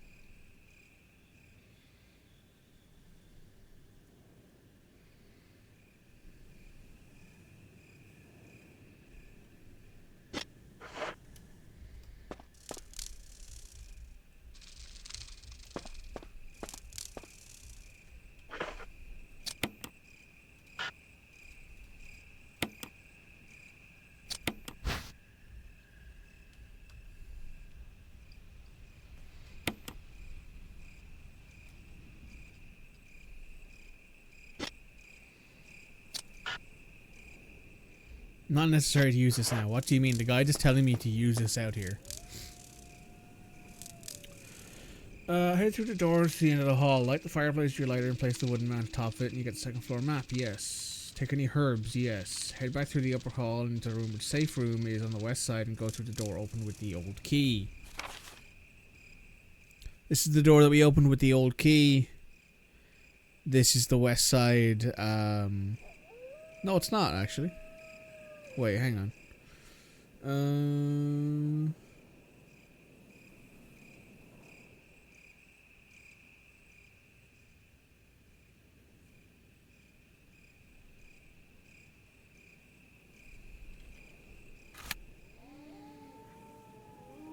Let me look at this again. Hang on. Armor key location. Go back to the stair room nearby where and deposit any unnecessary items in the box. Have 2 spaces open. Grab the wooden mount.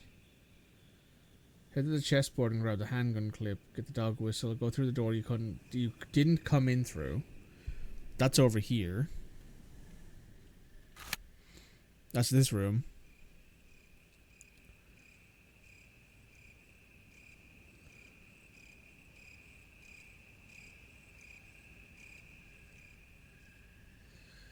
Take any herbs in the room, head back through the upper hall, and then run to where the safe room is on the west side and go through the door opened with the old key. This one?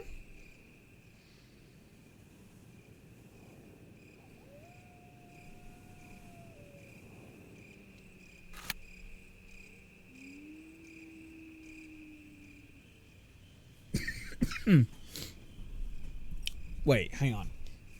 Hang on.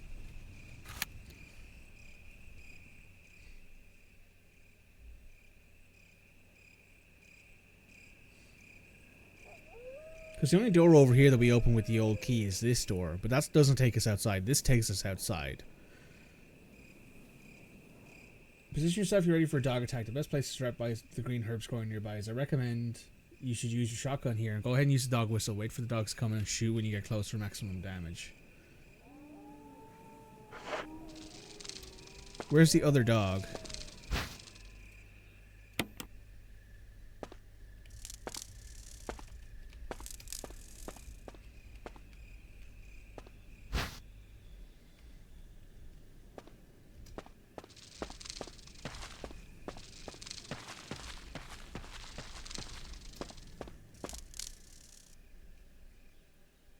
Have I fucked up here?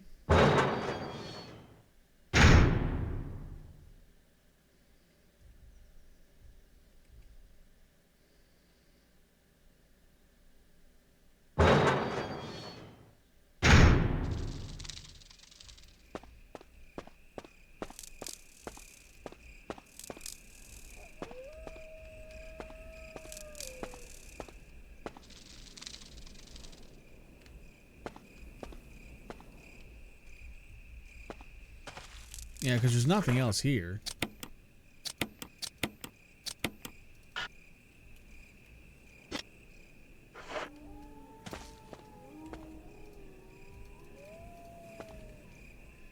It's not necessary to use this now. What do you mean it's not necessary to use this now?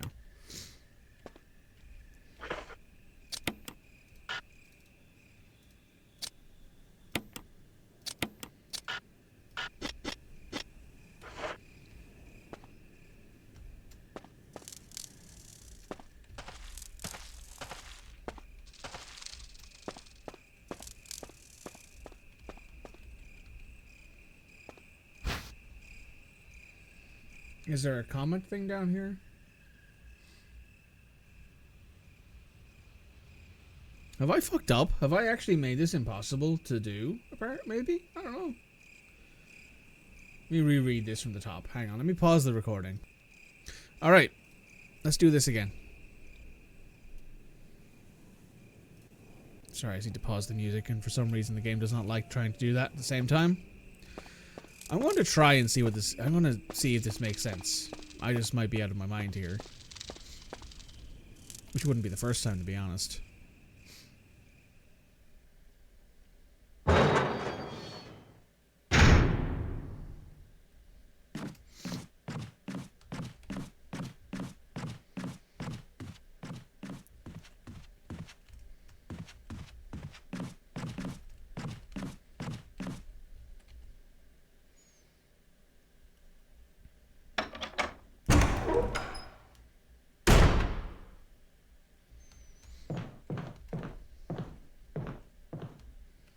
Let me just drop off some stuff in here.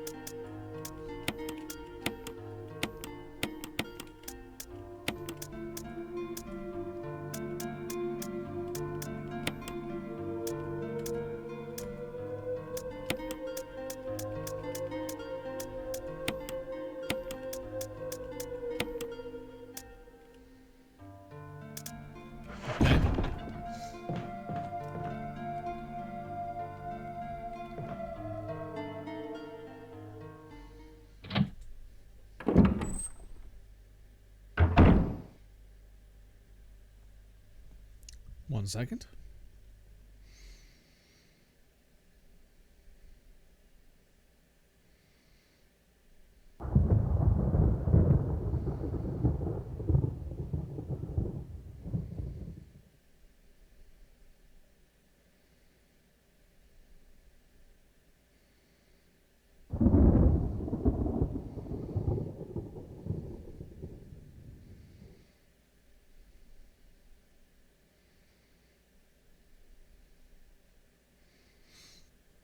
No. So apparently we gotta run over to the west side of the building. Which means we go through here. I wish some of these guys had maps. So that way they could be like, go here, go there. Maybe I'm just bad at reading directions. I feel like in a game like this, though, you kind of need that.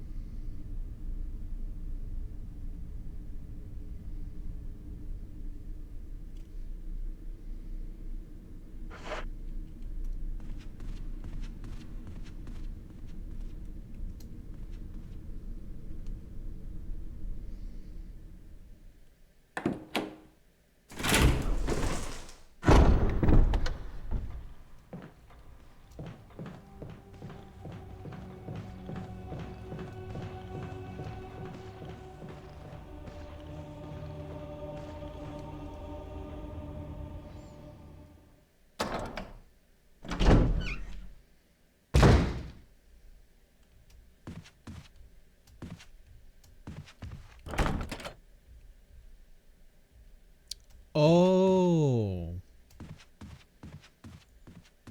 Wait a second. I might have just had a brain blast.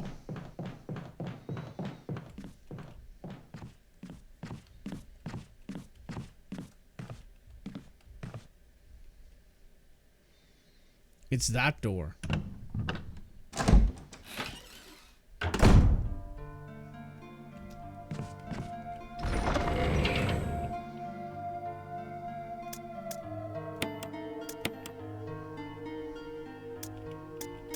Where is the old key? There it is.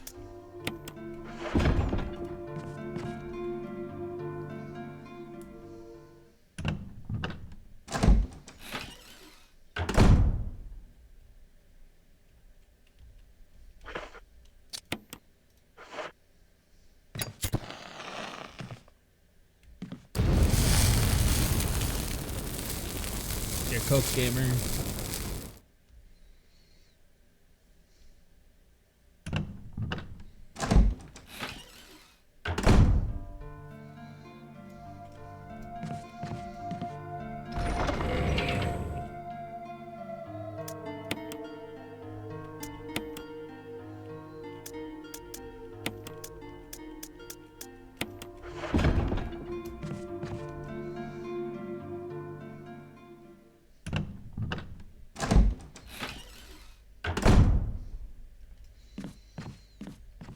So now if I go up this way...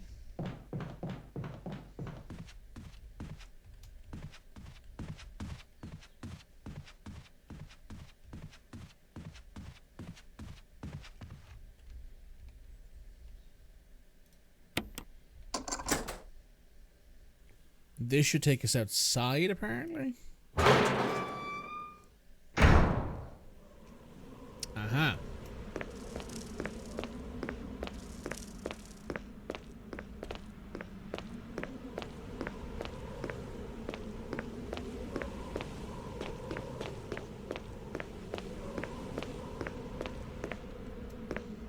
There's nobody here. Oh, there is a door over here. I unlocked it. Very nice.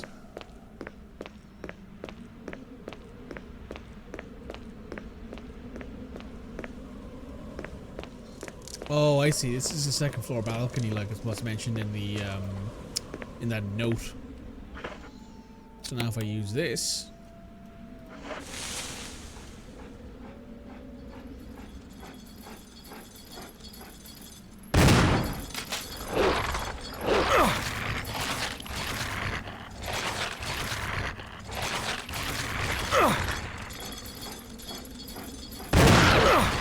well, I hit one of them.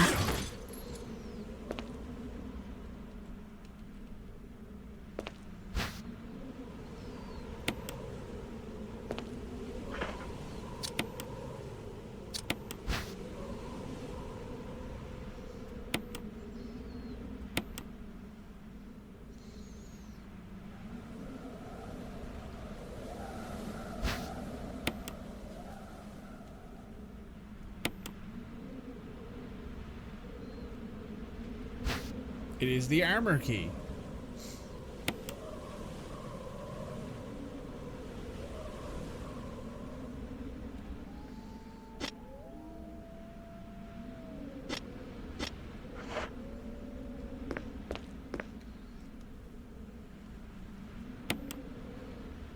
Discard the dog whistle. Okay, that saves us an inventory space. It didn't say you should become a chew toy. I mean, listen, I'm not here to judge. Now go back to the safe room. Go ahead, put the handgun away. You want to take time to burn any zombies.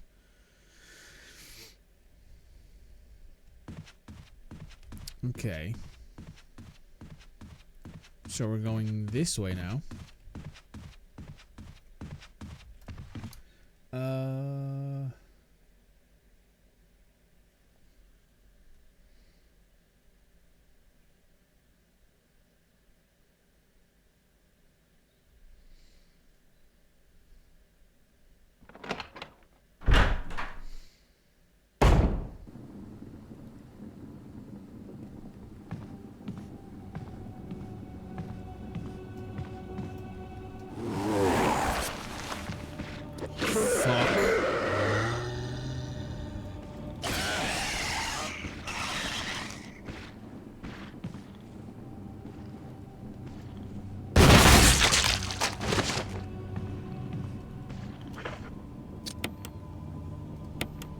God damn it.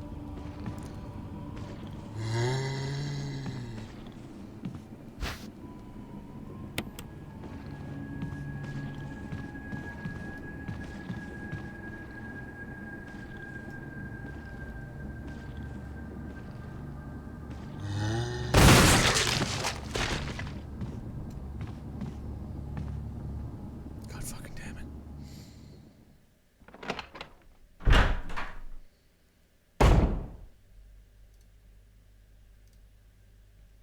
No, I know what I need to do now at this point. I need to use that imitation key to take the armor key that's upstairs, I guess.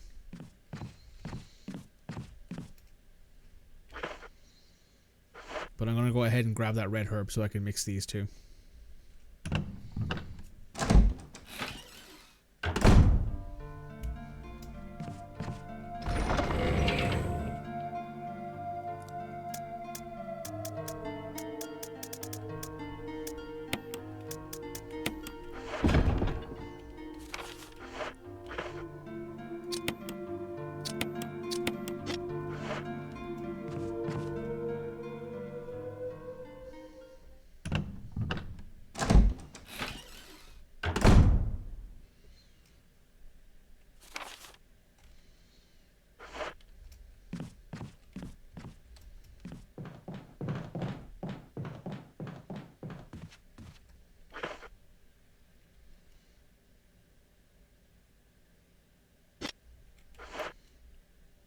Okay. Where are we going next?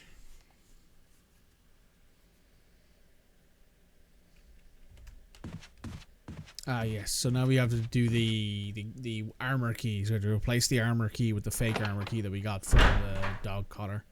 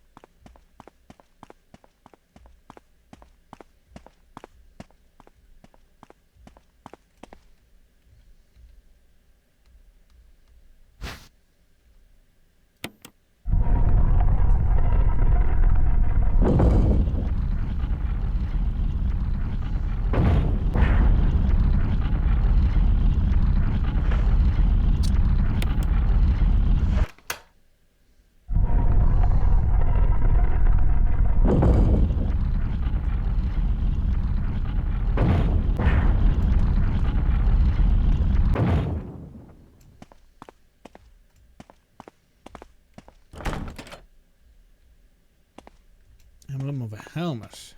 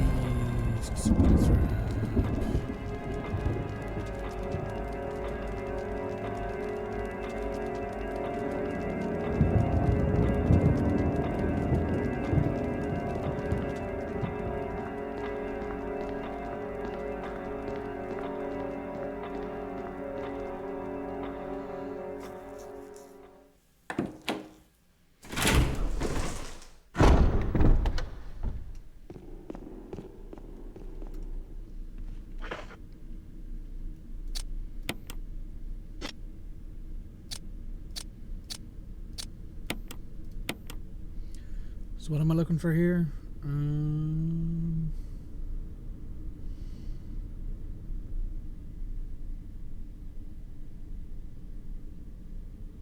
Go back to the safe room hallway and open the door with the armor key.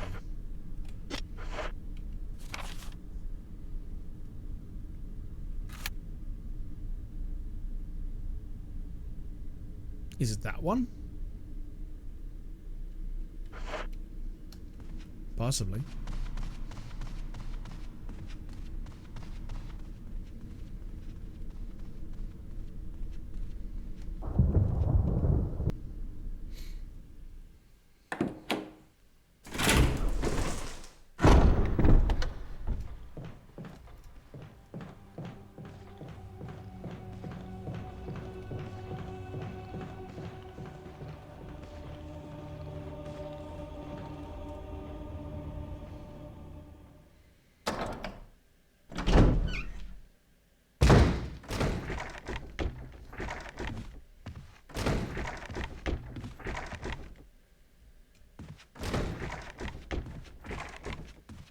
Zero chance I'm touching that door.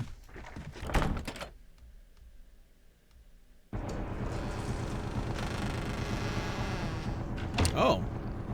It opened the door itself. You know what? I'm impressed. See you later.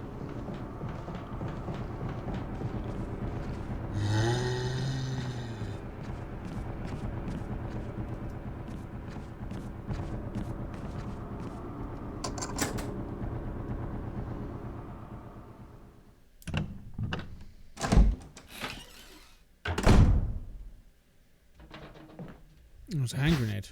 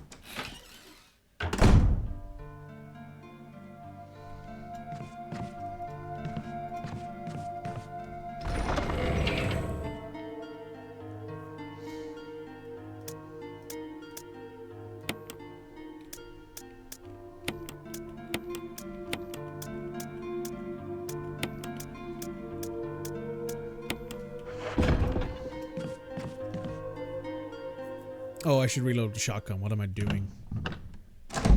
Yeah, it's fine.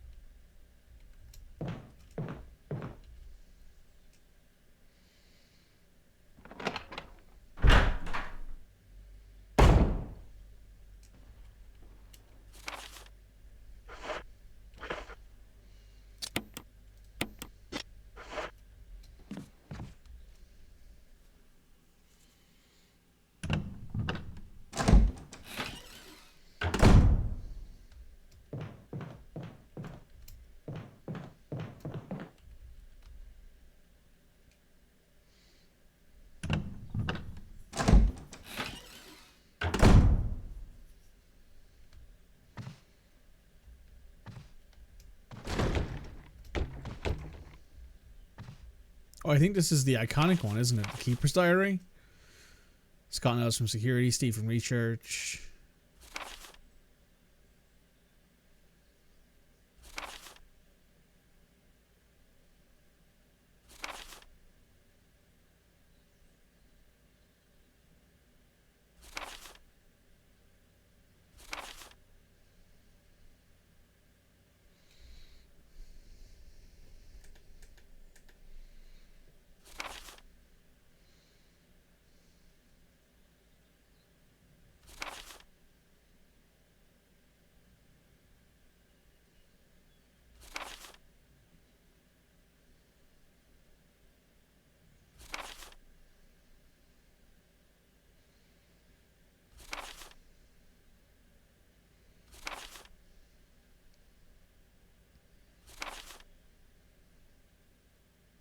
Itchy Tasty. Itchy Scott came, ugly face, so killed him Tasty. Itchy Tasty. Whoa! Oh, there's a pistol thing here.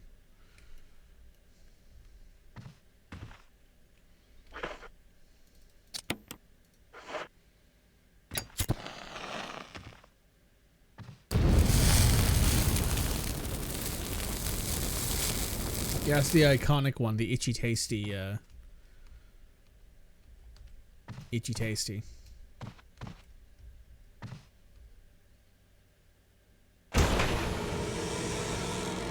Hello.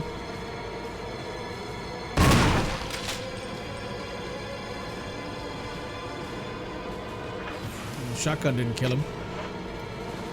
That's frustrating.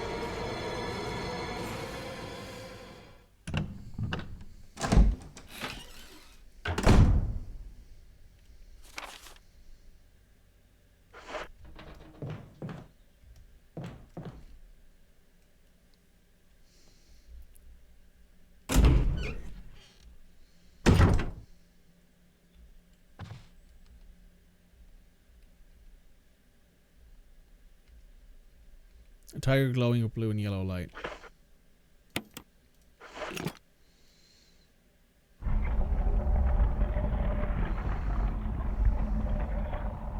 Hey, shotgun shells, perfect. Just what the doctor ordered.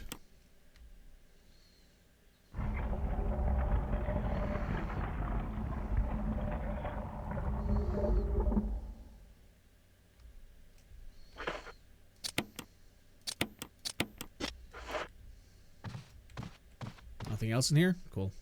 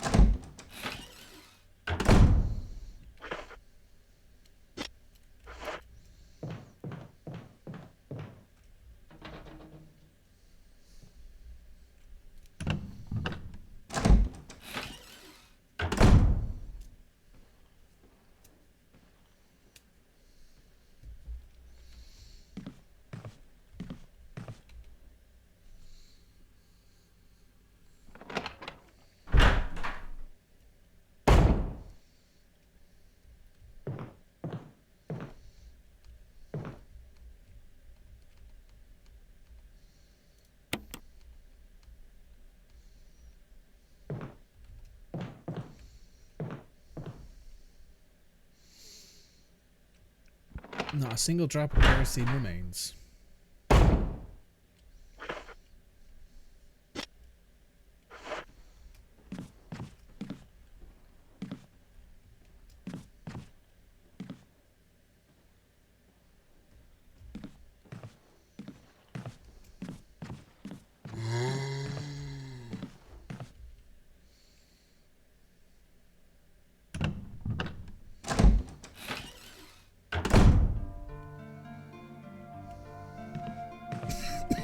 Excuse me.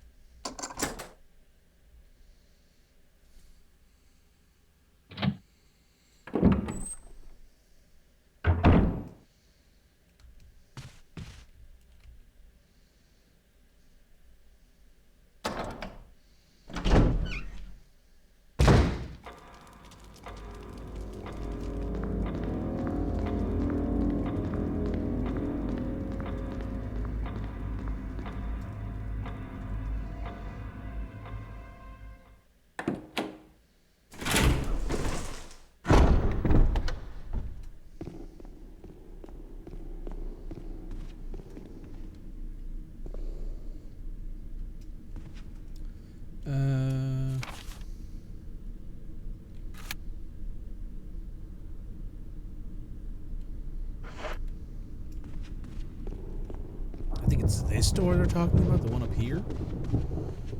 Some of these instructions are not very well written, I have to say. It's like, oh, go through the door you haven't gone through. Okay, I can check the map. That's fair. But also, there are multiple doors I haven't gone through yet.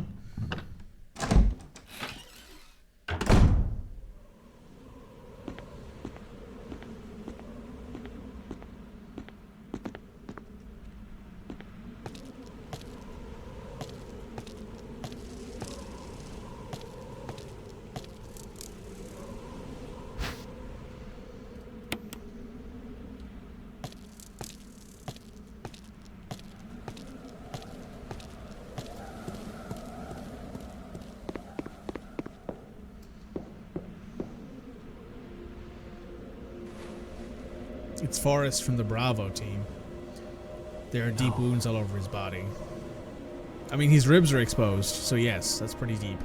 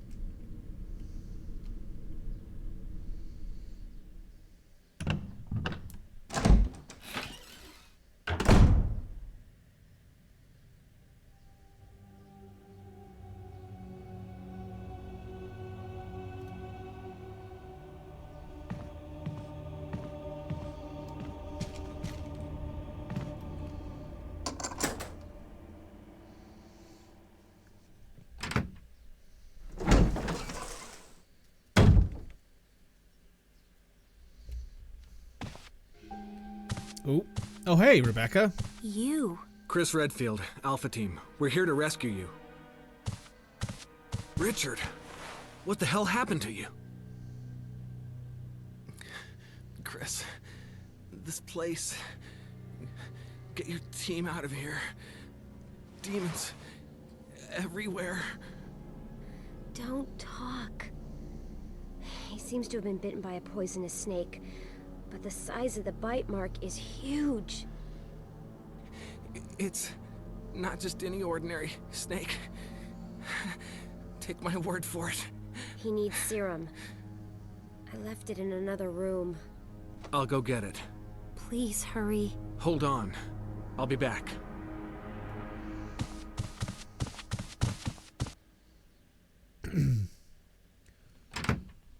I see this part would have made much more sense if you'd played Zero first. Yeah, so Rebecca's part of Bravo team. And I am over here. So we go through here, through here, through here, down. Yep. Rebecca's part of Bravo team. She sees most of her friends die. One of them dies in the train, I believe. Don't remember his name. A couple of them make it to the warehouse, and the last one who she sees alive is Captain Enrico, the leader of Bravo team. There's that cutscene where, like, it's pretty funny, where at the end of near the end of Zero, she sees Enrico. They talk for like 2 minutes, and they tell each other to stay safe, and then Rebecca narrating goes, "And I never saw him again," and it's very funny.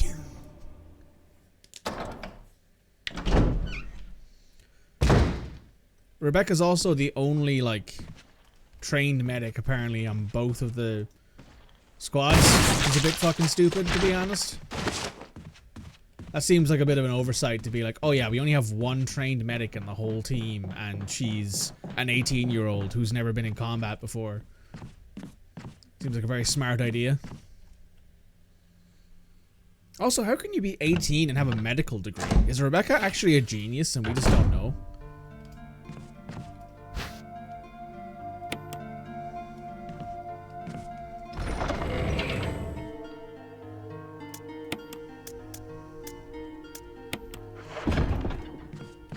Because I believe after this, she actually ends up working in like a doctor position with some different company. Maybe the BSAA or something like that is where she ends up. I don't remember specifically.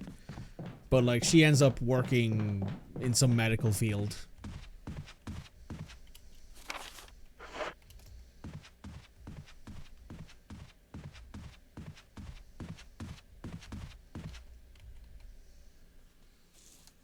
Which honestly, probably smart, to be honest. I wouldn't want to be a cop in any of these games. I wouldn't want to be a cop in real life either, but, you know.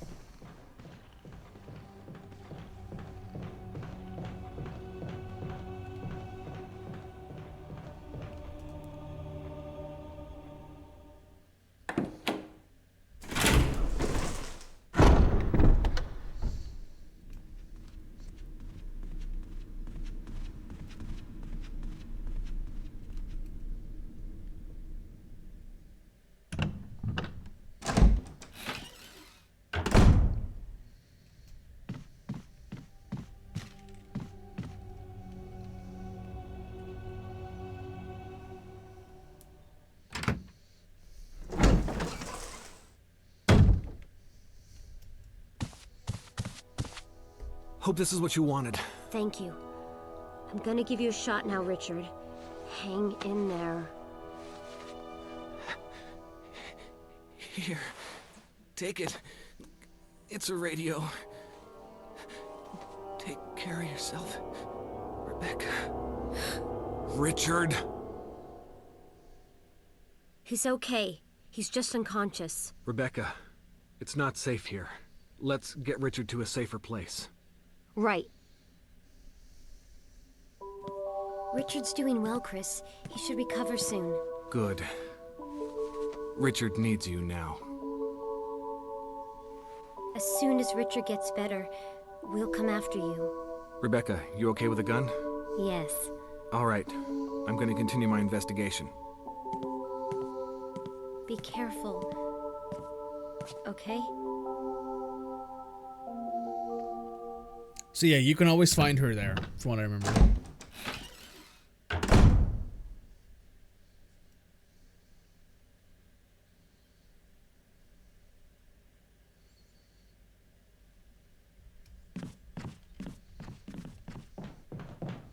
Yeah, so if you want to go back to her, she will heal you a couple times if you get badly hurt, which is nice. Nice to have that option.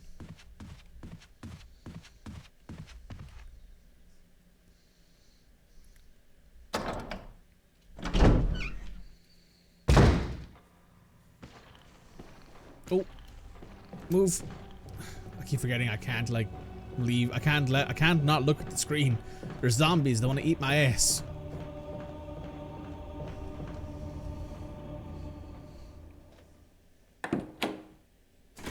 That's the thing you don't. Yeah, that is true. I don't. You have to remind. I have to remind myself. These guys are just existing. This is just a normal world for them. Yeah, the guy in charge seems to really like sending fairly under-equipped teams into some really dire situations. I always wonder what is in their pockets. He has like 50 pockets. Why can't he carry all the keys? And not in the good way. Yes, true. I mean, Chris at the very least, right, is an ex like Air Force officer, I think. And Jill and Barry's like a ex-Marine, I think. Barry's like an actually trained soldier, and we're apparently a member of an elite police force. So like we're supposed to be like the reason why we have stars written on the back of our uniforms here. It's Special Tactics and Rescue Service, I believe it stands for. We're supposed to be this like legendary police squad. So like we're supposed to be, you know, the best of the best, basically.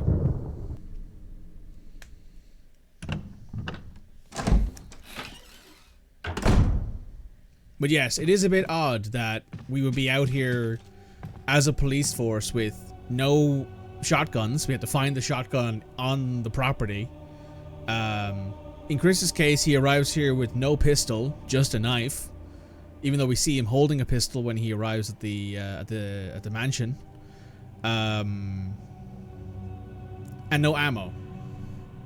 So, you know, I don't know how elite they're actually supposed to be, but you know, I guess in a way this is supposed to be like a. They were supposed to be coming out here and rescuing a their B team basically. Oh, hello. How'd you get here? You're gonna need to leave me alone, sir.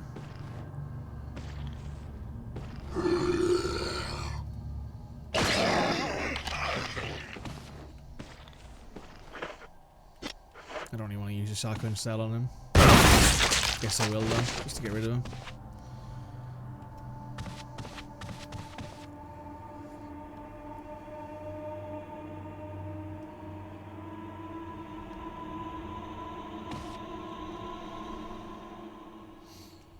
But yes, you're right, Red. This isn't a horror game to them. This is just, oh shit, we've been sent out to rescue our friends. And very quickly discover that everything's gone to hell in a handbasket. Oh,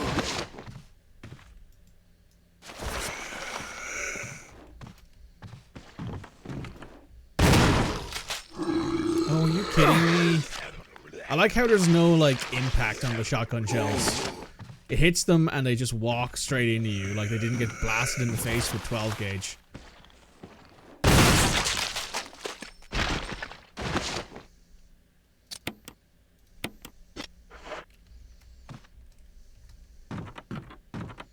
Like, come on now. I get that they're zombies, right? And they don't have any, like, you know, they have no pain receptors anymore. There's no, like, ah, shit, I've been shot and I'm bleeding everywhere. It's like, ah, I have been shot in the face in this case and didn't immediately recoil from it. I know.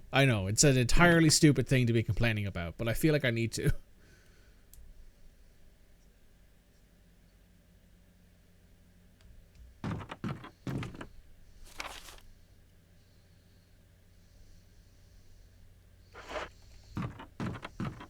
I feel like I need to mention that it's a bit ridiculous that the zombies that you shoot don't have aren't like impacted by the fact that they get shot with 12 gauge.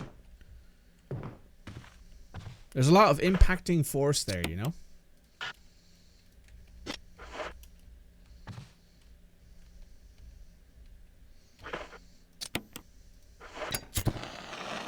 Now we can see what we're doing.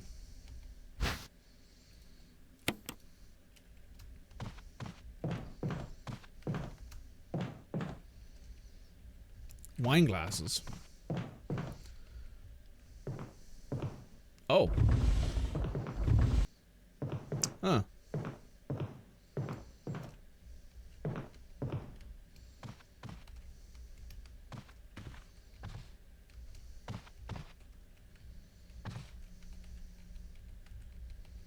Nothing on that. Oh, fuck.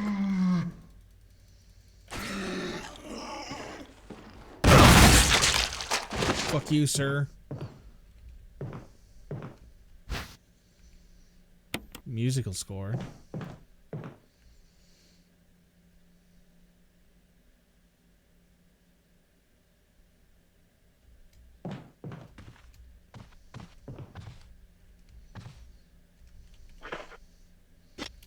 Is there anything we're missing in here? Do you start with any weapons and ammo in Zero? You start with a pistol that's fully loaded. And I think you might have a spare magazine? I don't remember, but you definitely start with a pistol that's fully loaded. Would you like me to get very nerdy in this bitch? Absolutely. Please get as nerdy as you can. I encourage it, in fact. Ooh, shotgun shells. Glad I didn't leave those behind.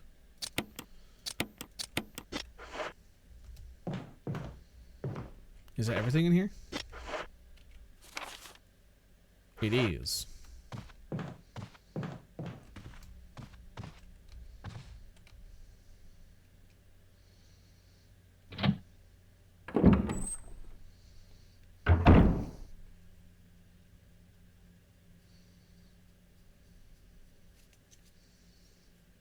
Oh, the light's flickering. I want to get that looked at.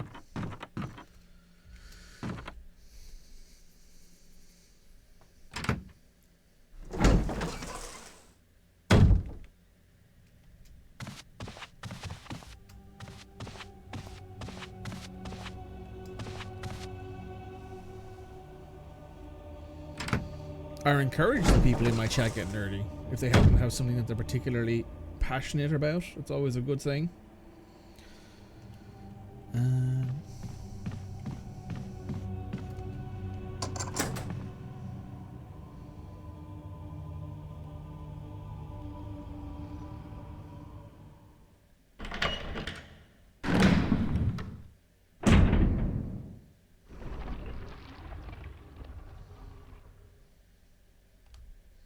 That motherfucker just moved.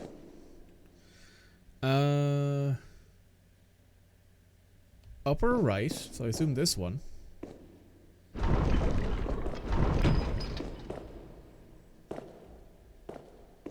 Lower left, lower right. So this one. And then that one.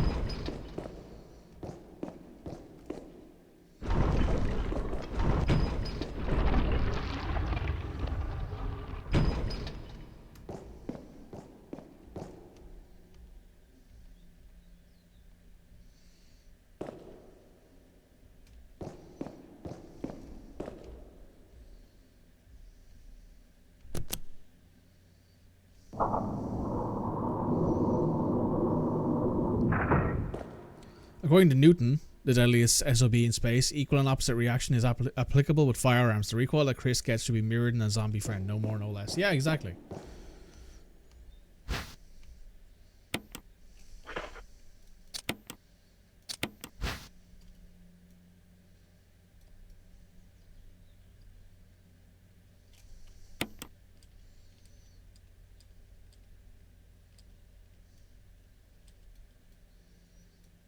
This is a pretty box.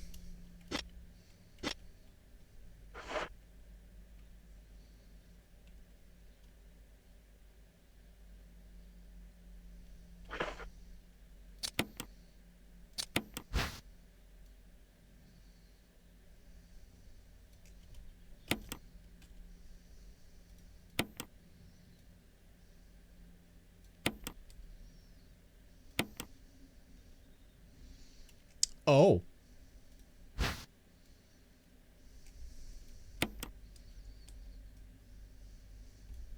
There's nothing unusual. I would say the mask is pretty unusual, yeah.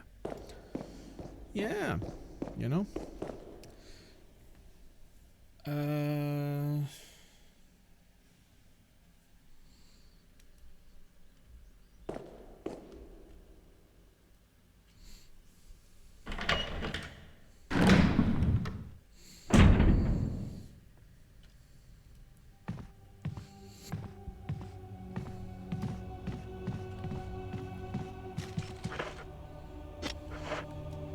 Oh, we're going this way.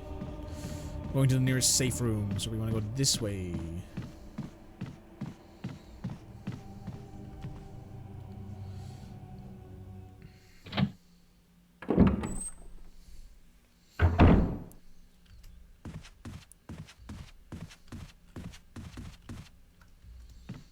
Also, another thing that annoys me about, like, zombie horror, zombie games, stuff like that in general, is that after, I think, a week, give or take, of something being dead, it's no longer actively, oh wow, it's no longer actively capable of doing anything. Like, the muscles will have rotted off, will have begun to rot, rigor will have set in, gone away. There's a whole thing about it. I did some Googling. I did some geek Googling because I was like, oh, I want to know, like, what happens. How long would it take a body to be decomposed so badly that a zombie virus would no longer be a thing? It's something that also was brought up in The Walking Dead, wherein after a certain amount of time, there would be so few people left, and the zombies would have all died out, that everyone would know, okay, when someone dies, you need to destroy the brain, but you can just bury them afterwards like a normal funeral. And, you know, as long as you're taught, hey, if someone dies, you have to destroy the brain, all of a sudden everything becomes normal again. And that's why The Walking Dead is such a weird story to me, because after like 5-10 years, most of the zombies would just be skeletons, or they wouldn't be functional enough to be capable of actually going around and doing anything.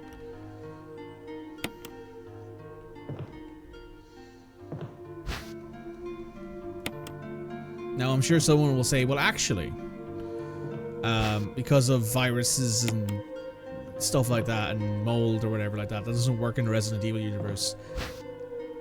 They're still zombies, though, right? Like, they still rot.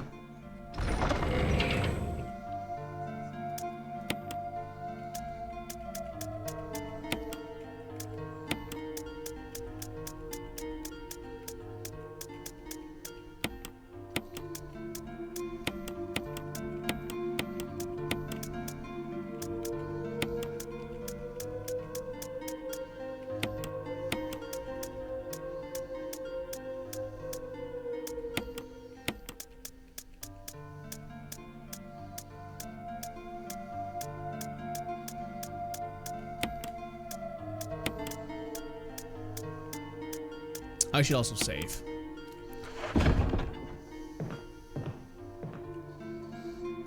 Yeah, TV, movie, video game, magic keeps all their bits on. Yeah, exactly. Unless you have magic, you need flesh in order to do. Yes. I believe the exact time span is after like a week of being like in like even in the case of this, right, where most of the bodies are inside of a not super temperature and, you know, not a super regulated environment.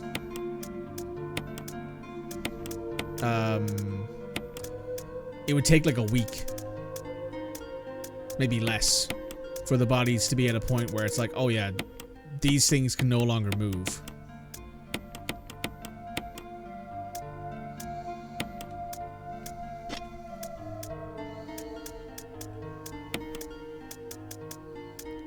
Is there anything we need here?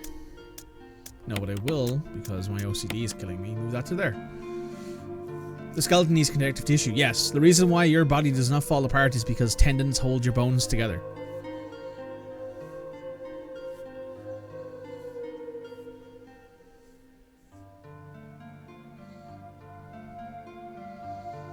Arctic zombies would last longer if they don't freeze in place. But there's also the argument there that if the zombie froze in place, they would no longer be capable of moving. Right? That's the argument in one of that's, I think, the Walking Dead's argument, is that the further north you go, the colder it is, which means the zombies will freeze. But then there's also the argument of the further south you go, the closer to the equator you get, the hotter it is, which means the faster the body would decompose. So, you know, there's much of a muchness there, I think.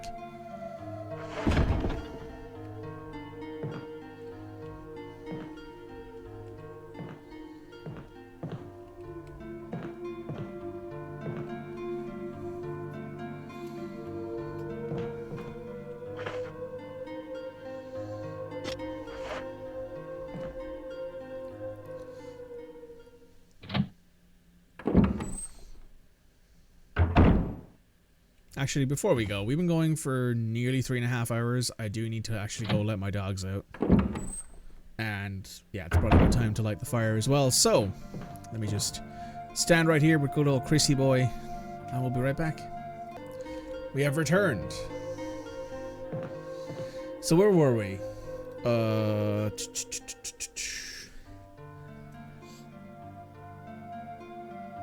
Let's see. We're going to the middle door of the second floor. So up the stairs. Oh, this one. I would assume. But yeah, zombies in media, in like in certain medias. So like The Walking Dead, Resident Evil. Oh God, what's that one? World War Z, I think. World War Z is a bit different, obviously, because the zombies are super aggressive. The 28 Days Later, the Blank Time Later franchise in general has like some really bad ideas of it.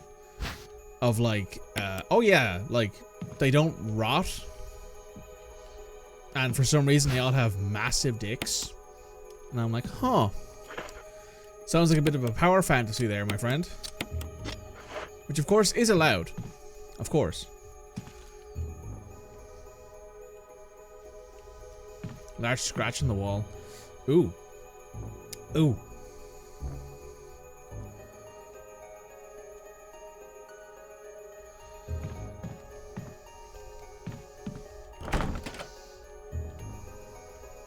Oh, it's an old, it's one of those key things.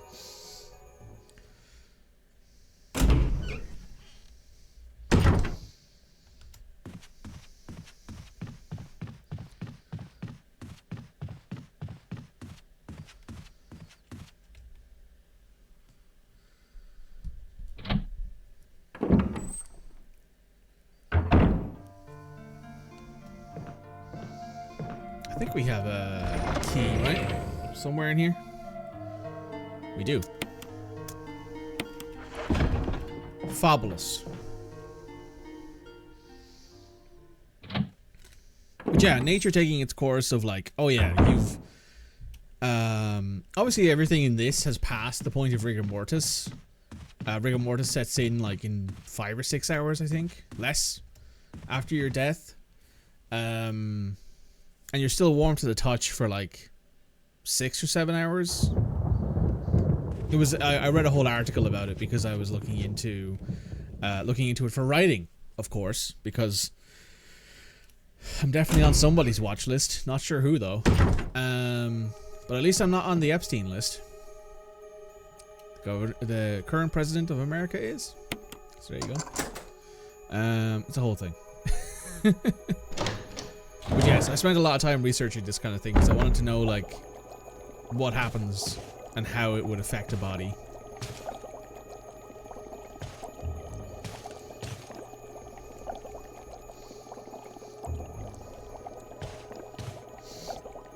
What's this? A researcher's in the wheel. There's a letter. Dearest Amala, June 3rd. Listening to makeup artist once talk about creature creation for movies and them mentioning that when they create a monster they always think about what environment created the creature and that there had to be some kind of science behind how it would function or it wouldn't work for audiences. Yes. Because you have to look at the monster and go, okay, I can see where this came from, and that's why John Carpenter's Thing works so well, because it's a parasitic predator. It hides itself among the people and then uses that trust to feed.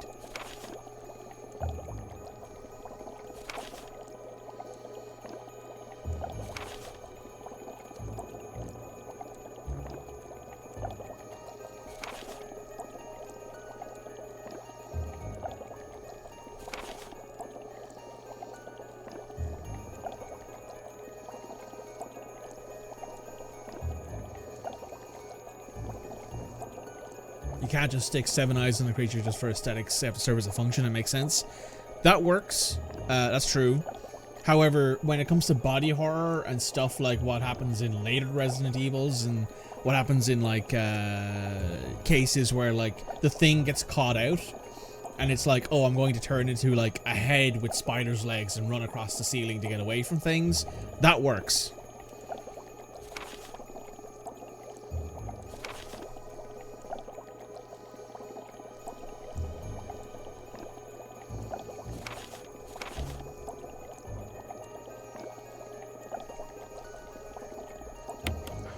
Martin Crackhorn.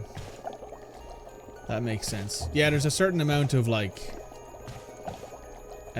belief that needs to be suspended, obviously, but like it works as best as it can.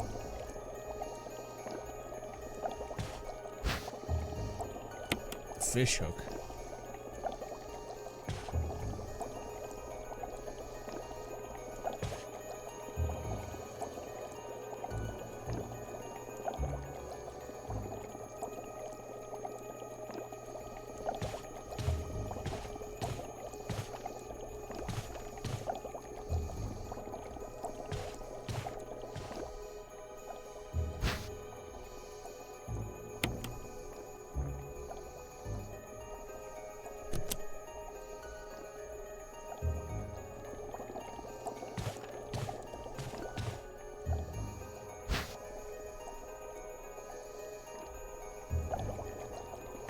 Huh.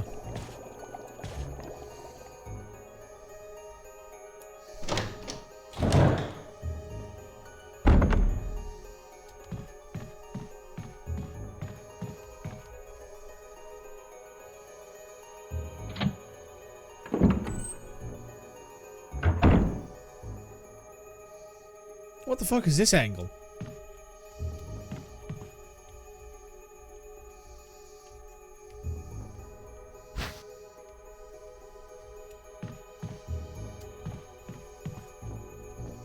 There's an ink ribbon. And herbs, I think, behind me. And there's a key here on the desk. That's fine, we don't need it right now.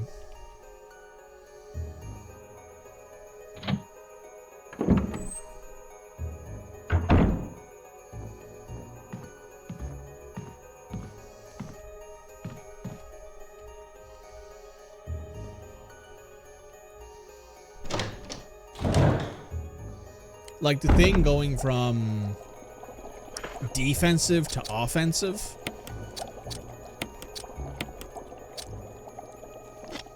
I think is what causes it to like turn into a body horror show. Or a body horror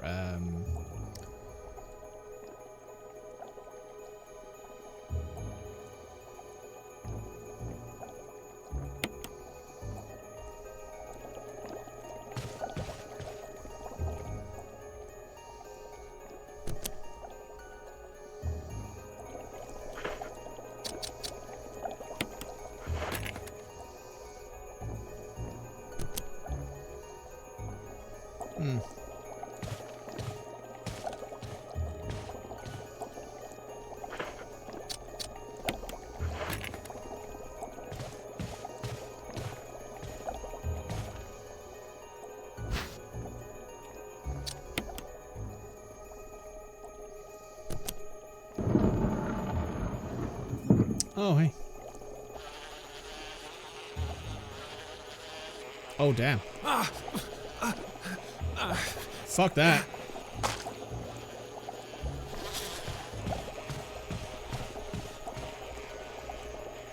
That thing's fucking huge.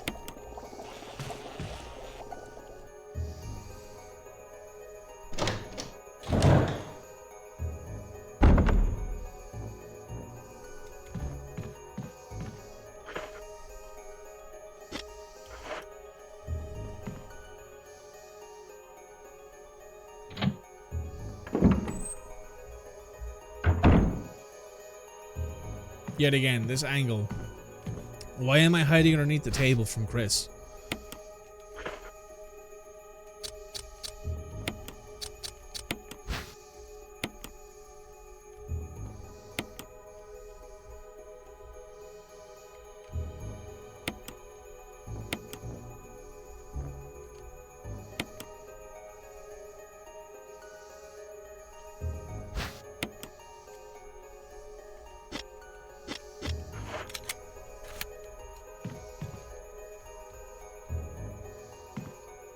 Let's bring this stuff back down to the safe room that's here, and then we can get some stuff going.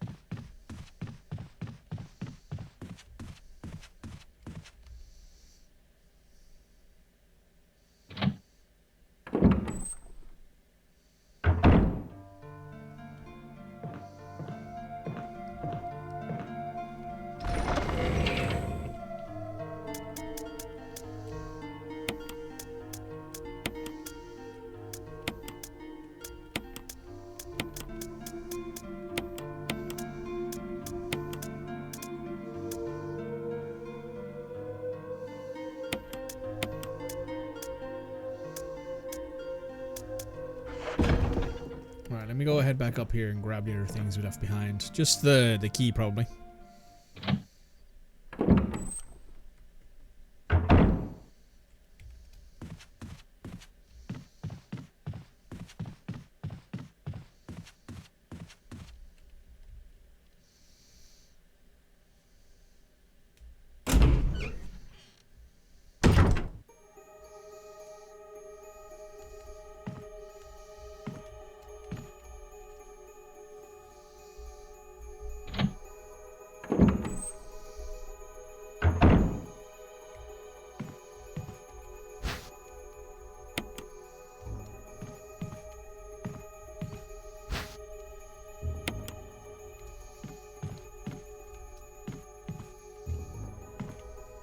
That's helpful.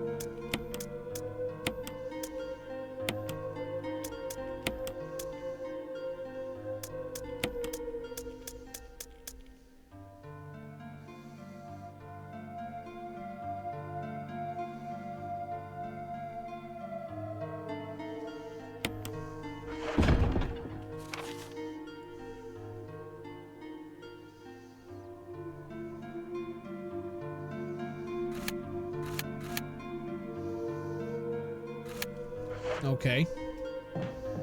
I think that's everything we need. Let's go find out.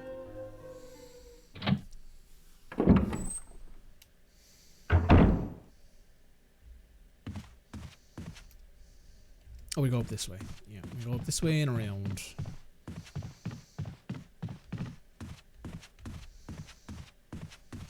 I have to say, having the item box makes this a lot more enjoyable than Resident Evil 0. Being like, oh, where the fuck did I leave that item I need? Oh, God, you know. It saves a lot of hassle. Being able to store your items.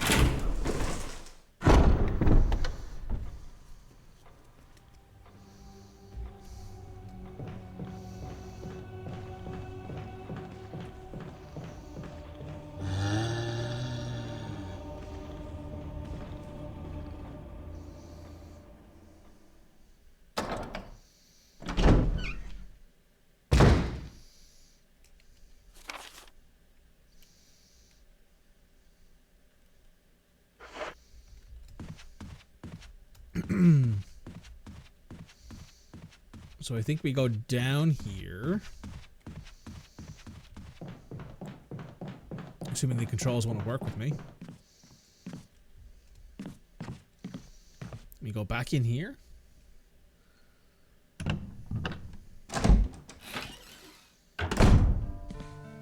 This room is equipped with all sorts of medical supplies. I could pretty much treat any wound. Want me to treat your wounds? No, I'm good. No, I'm okay. But if something should happen to me, I'm counting on you.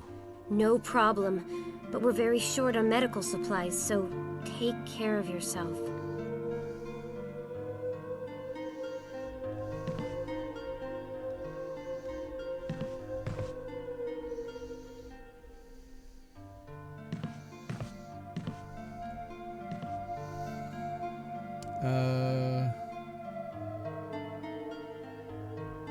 Bring the shotgun, any keys, and the chemical along with the music sheet. Enter the door past where you found the broken shotgun. Okay, so that's around this way.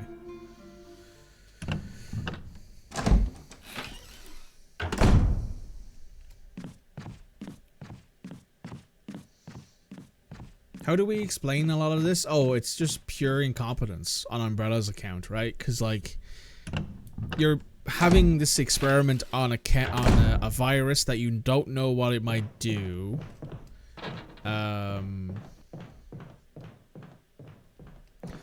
It's likely going to cause some kind of mutations, and all of a sudden it gets loose and you don't have like a private army on hand to hold it back or like to kill everyone on sight. Like, Sure, killing every single scientist in this building probably would cause some issues. But that's probably easier than it getting out, right? Ooh, okay.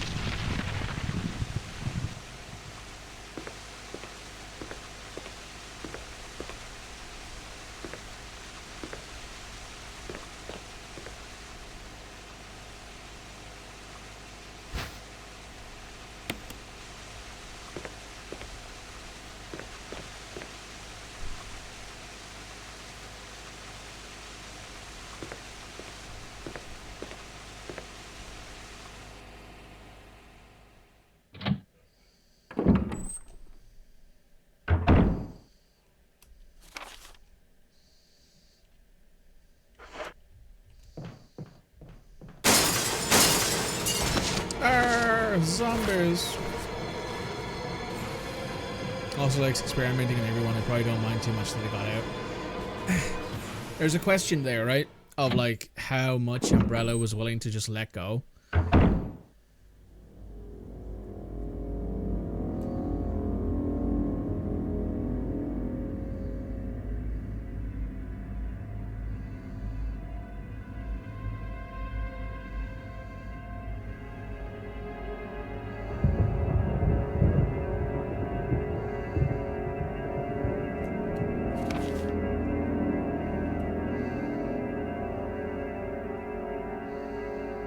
Ooh, I think we need an item that we've left in the item box. I think the fastest way to get there is probably to go up and back down the way we came. Probably.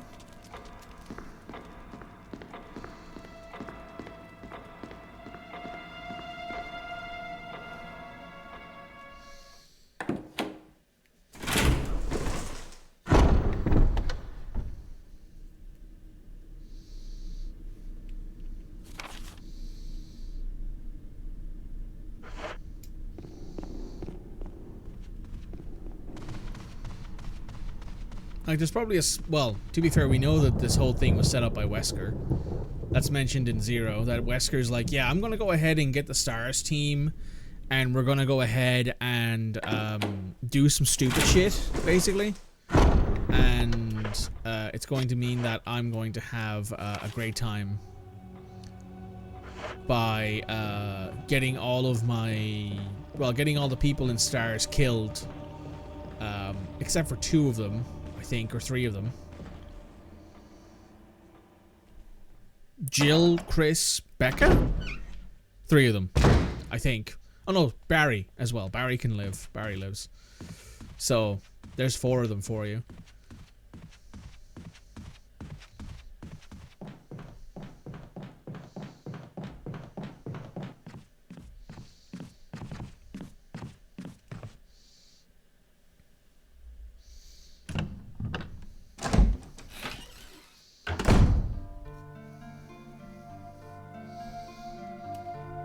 Just need to grab my stuff here, Rebecca. Are you okay?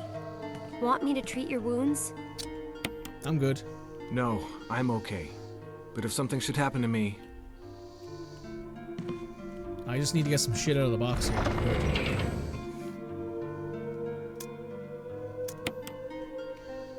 Need to grab this emblem. I believe it is.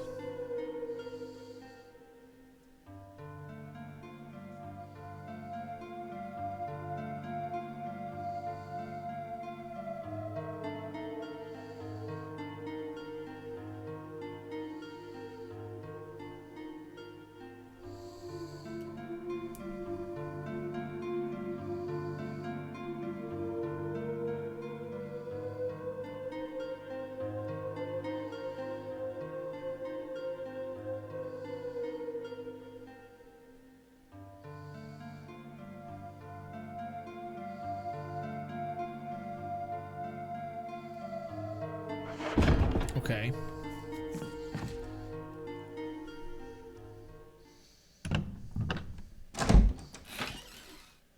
Umbrella's whole thing, though, is their incompetence, to be honest.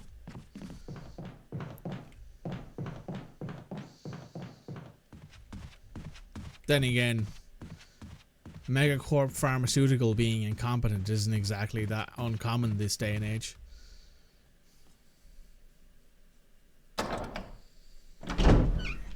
What do you mean the pharmaceutical Megacorp doesn't care about my health? It just wants to use me as a guinea pig. Oh no.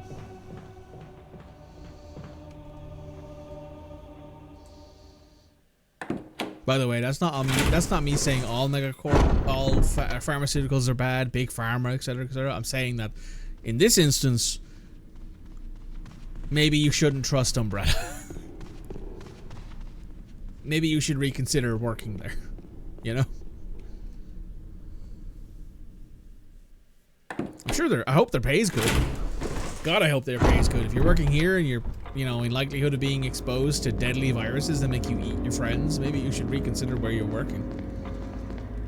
That's all I'm gonna say.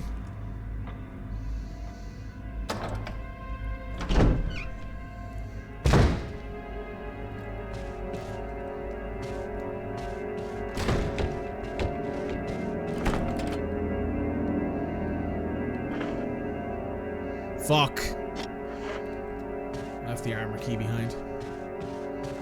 You know what?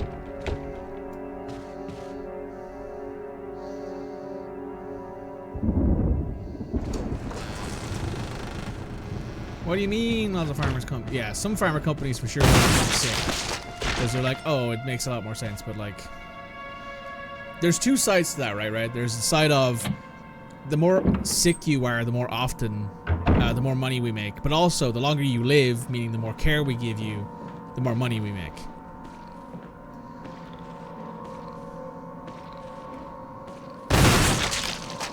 Right, like both of those things I think can be true. Because, you know, humans are living longer and longer and longer these days. You know, the average person in Ireland lives till their mid-80s. I believe that's the average length of a human life in Ireland nowadays. And when I was younger, it was closer to 70 something, 74, 75, I think. So in the 20 years, say, between then and there, we've had medical science advance that quickly. You know, it's quite good. I believe this is the right key. Examine.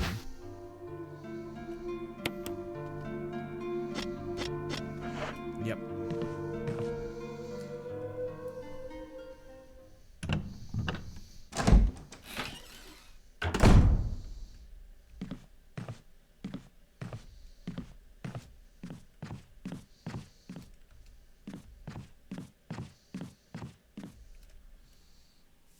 So, like, for example, I've got 55 more years, give or take, which, you know, assuming medical science doesn't advance in the interim, to live, basically, 55 more years, which is a long fucking time. Oh my god. That means that in that time, I will undoubtedly get sick. I will undoubtedly pay pharma some amount of money for something, be that like painkillers or antibiotics or antivirals or antihistamines. God, of so many fucking antihistamines.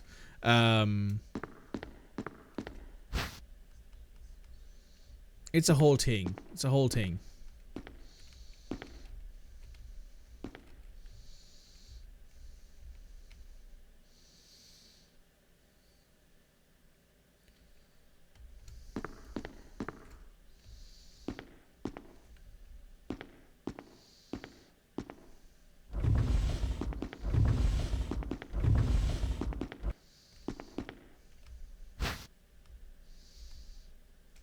Motherfucker.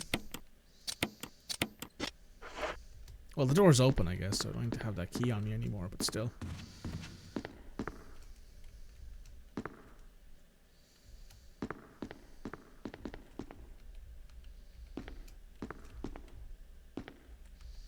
Gotta go back out to give Rebecca to put the thing back in the box. Oh my god, Resident Evil. So much back and forth. That's probably my biggest negative across both of the Resident Evils I've played so far, is that there's so much backtracking. Like, if I didn't have a guide, I'd have no fucking clue what I'm doing right now. I'd be like, I'm just fucking guessing. I have no clue where I'm going. And I couldn't imagine that.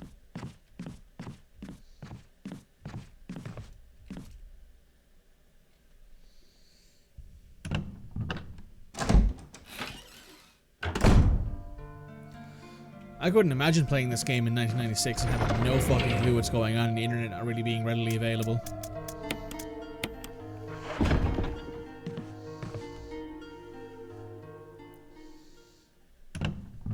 That's why I think a lot of games back in the day were longer than they are now. Is that even if your game is like an old school game, like where you build it where like it has no quest point, it has no quest markers, it has no map, or you have to like fill out the map yourself, or it doesn't really have like a hints thing, people will still just fucking Google it, man. They're like, oh, I have no... People don't really have the same time, right, to commit to gaming these days. Unless you're like me and you're violently unemployed. And even then, you know, I could spend more time streaming, I could spend more time playing games, but that would mean then I'd have to spend less time looking for a job, which is very difficult. We want to go over here first. Oh, do we need to push this thing again? Looks like it.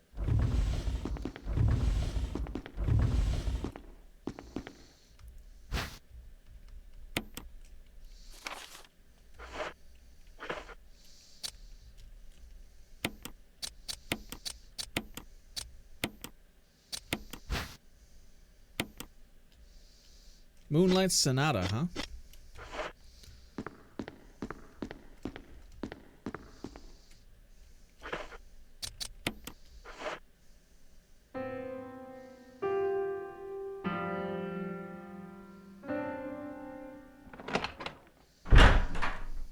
It's me, Chris. Rebecca. Hey, what's up? That sounded like Moonlight Sonata. Can you play?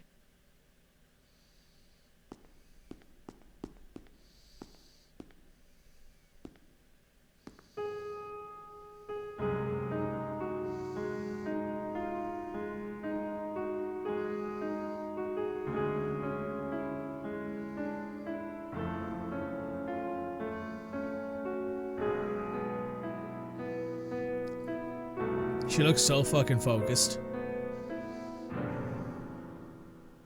Oh, what was that?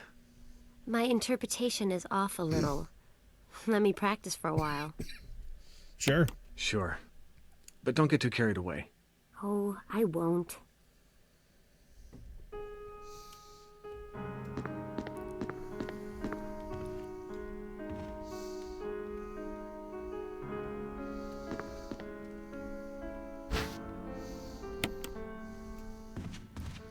So apparently all we need to do here is fuck off for like 3 minutes and come back again. So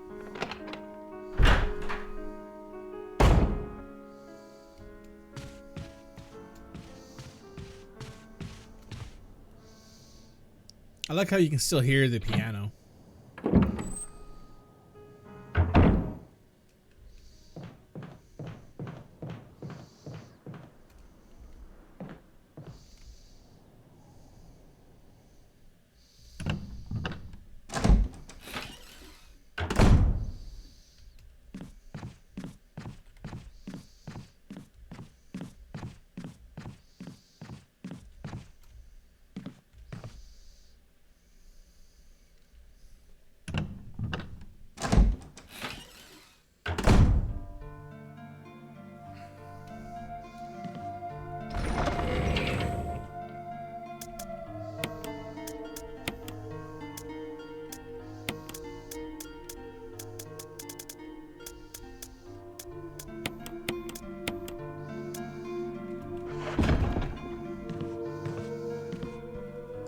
So what are people up to for the weekend?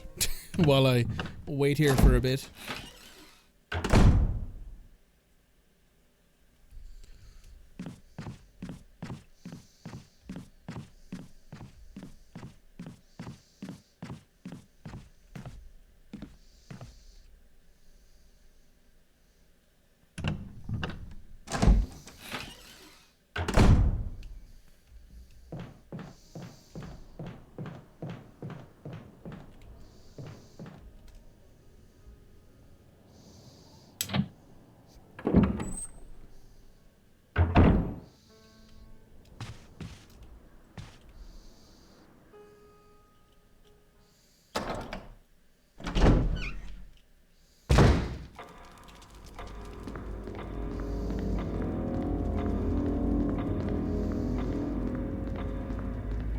We're just gonna sit in the main room here for like a minute or two. So how are we feeling, folks? How are we enjoying our weekend? Are we enjoying the Resident Evil playthroughs? I mean, I've been maybe a bit harsh on Resident Evil 1 for a bit. The first, like, my initial sort of reaction to Resident Evil 1 was, oh god, not more of this. But after playing this for a little bit, this feels a lot better than Resident Evil 0. Even though I think this game came out after Resident Evil 0 did, like the HD remaster of the original game. I believe this is based on the same engine as Resident Evil 0, which is why it kind of feels similar and looks similar. But I think it's actually quite refined. I like the fact that there actually are item boxes, that you can leave stuff in item boxes, and that you know, the game feels better, I suppose, is a way to put it. The camera angles are still god-awful and the controls could still use some improvement. But it's not as bad as Resident Evil 0 was. So I'm happy enough with that for now. While we sit here, I'm going to go ahead and deal out a hand of poker. Or a hand of cards, why not? Just see what we get here. I could use some improvements with my rifle shuffle, to be fair. I'm not great at it.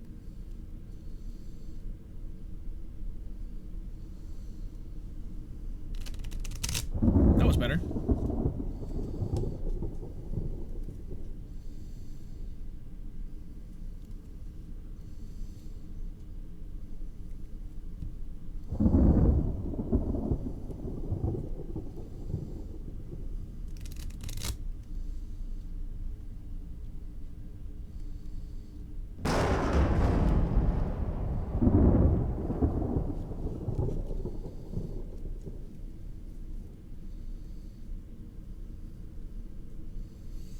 Alright, let's deal.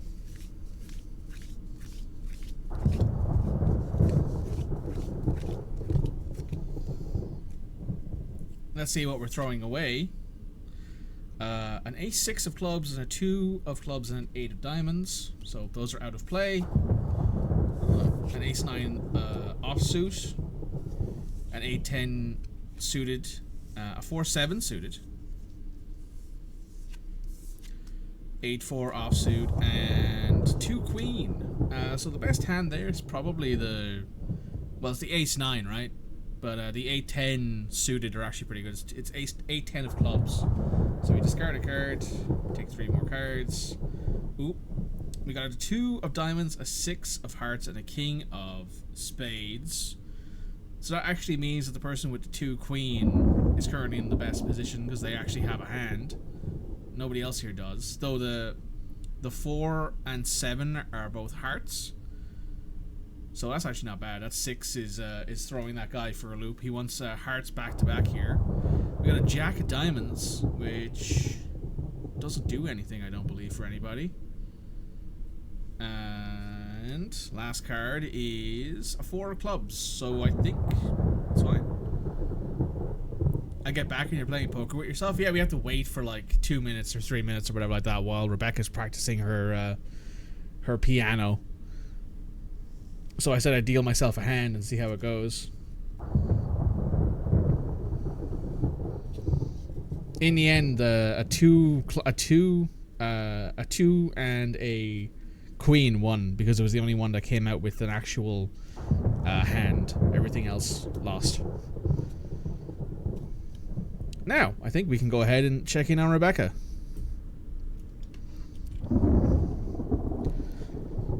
The guide literally says, hang on, let me find it here. Rebecca will come in and she'll need about 3 minutes of practice. So go and stand in the main room and jerk off. So here we are. Well, it doesn't actually say jerk off. It's an IGN guide. They can't be that candid with us, you know. Chris is there with his shotgun in his hand, and you know we're not talking about that shotgun, if you know what I'm saying.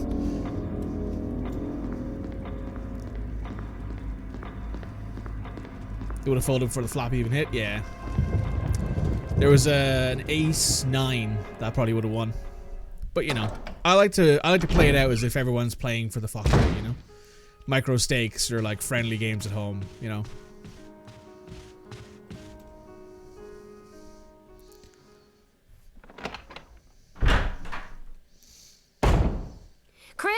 Chris, I think I got it.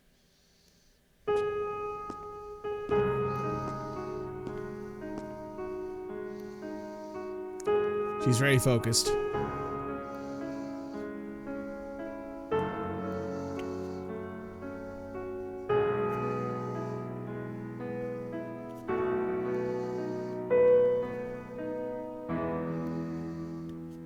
Practice makes perfect. I like how she's smiling as well. She's like, I'm proud of this.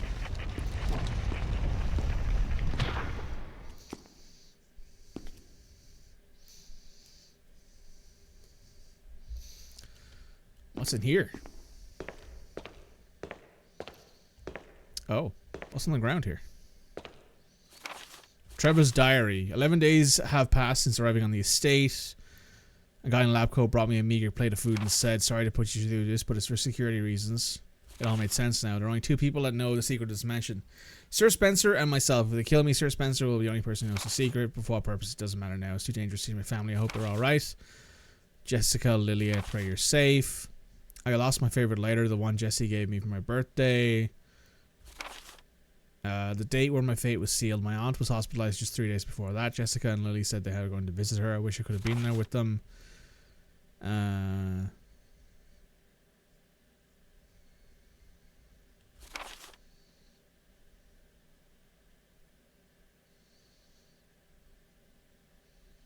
Tiger Eyes, Gold Emblem. I have to try to remember for my own sake.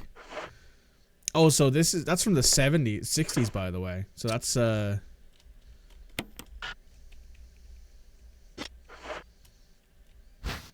from way back into when times. Oh no, we're locked in here. Whatever shall I do? We're fine.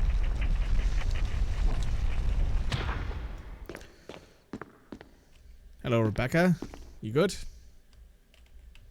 Oh my god, this fucking camera. Were you all right in there? Yeah.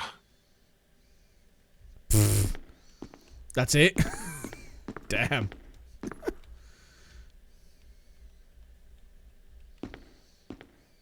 Alright, where are we going next? Ah, yes, we're going to the dining hall.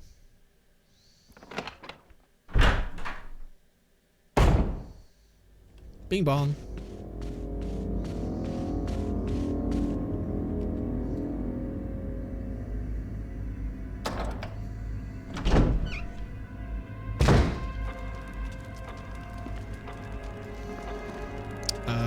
Yes, we're putting the emblem up here.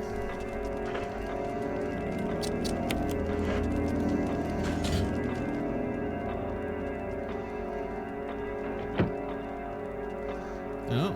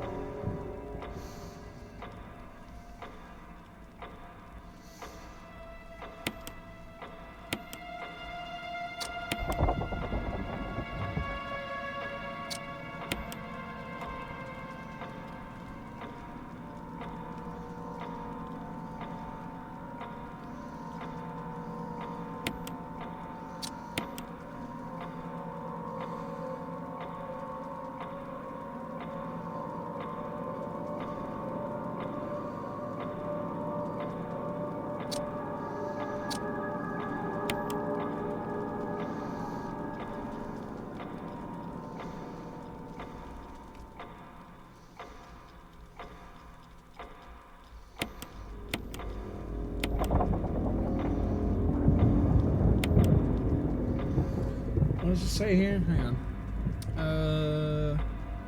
Ground fire clock and move the hour hand twice in either direction.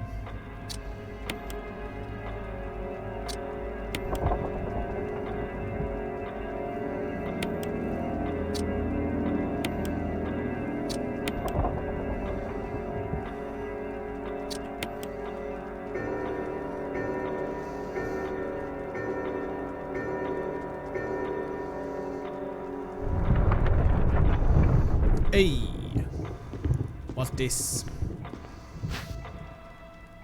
It's a mansion key. And it has a shield on it.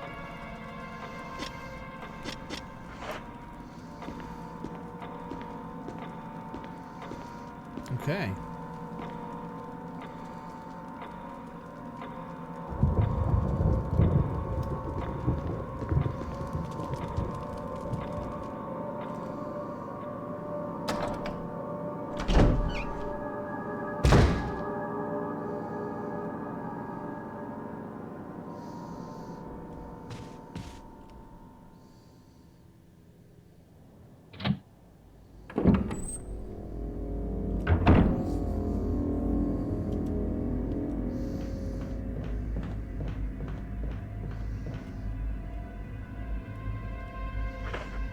Oh, wait a second. Wait a second. I know where I'm going. I know where I'm going.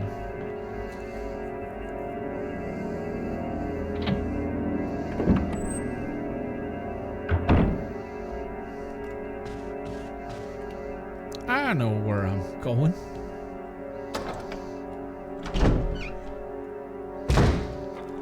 But before we do that, I will need to be right back. Now we're back. Where were we?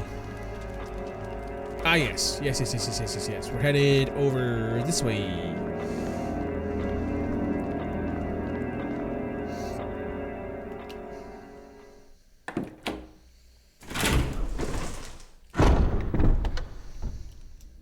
And we're headed up.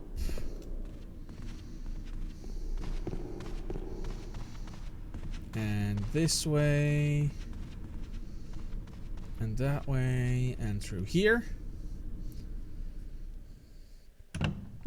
Do you... And we're going this way. And through here.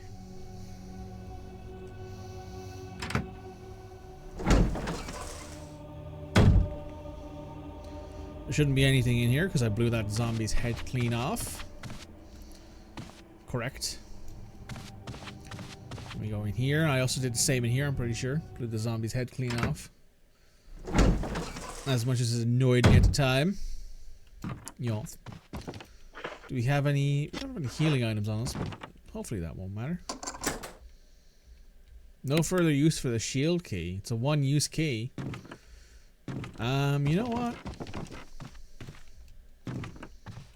Where is... You know what? We're relatively close to the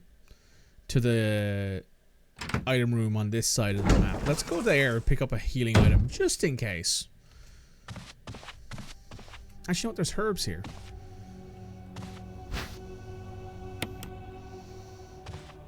We don't need to go that far. Just 2 green herbs? That's fine. We can mix those two. That's a good heal.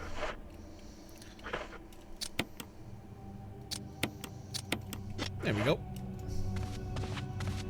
Big green boy.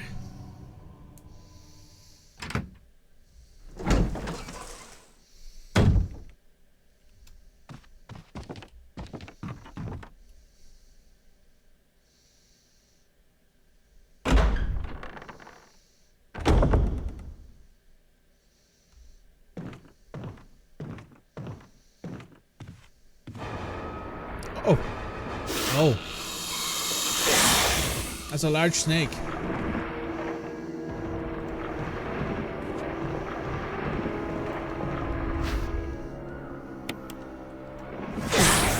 Ow, I got bit.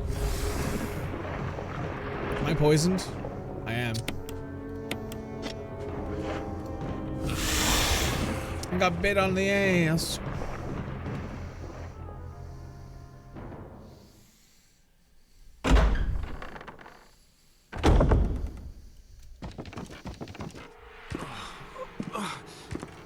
poison. Chris! I need serum. Serum. I remember seeing it. I'll be right back. Just hang in there. Oh, do we get to control Rebecca now? Oh shit, we do. Huh. Nice to see you again, Rebecca. How have you been? Been a while since we got to control her. Well, actually, when I say that, it was last week. So there you go.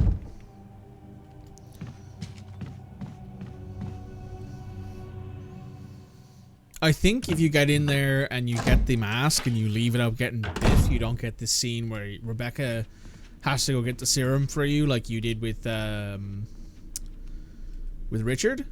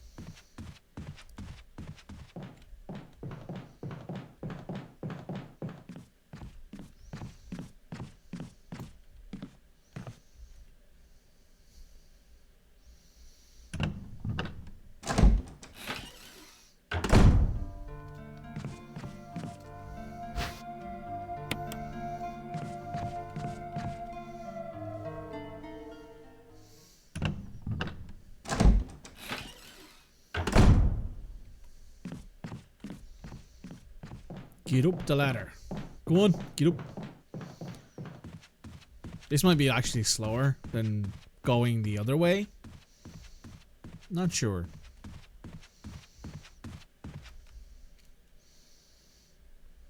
I do think you can lose, you can fail if you don't get this back to Chris quickly enough. Because he dies.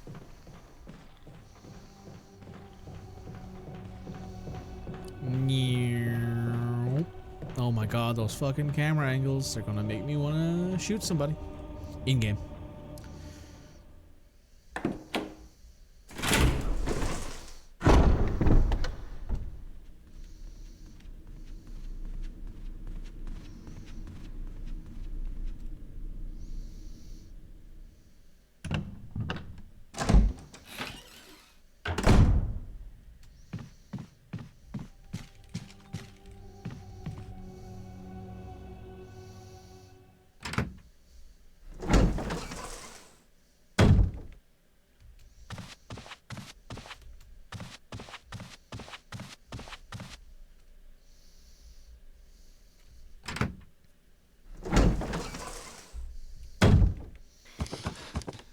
Now we can patch Chris up. How you feeling? What happened? You were bitten by a poisonous snake and fell unconscious. Easy. Oh, my head's killing me. You should be fine, because I gave you a shot of serum. But again, don't do anything... That you wouldn't do? I'll try to remember that. I owe you one.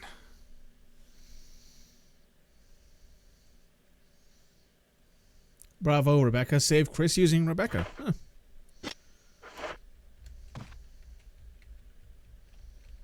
Oh, thank God I made it in time.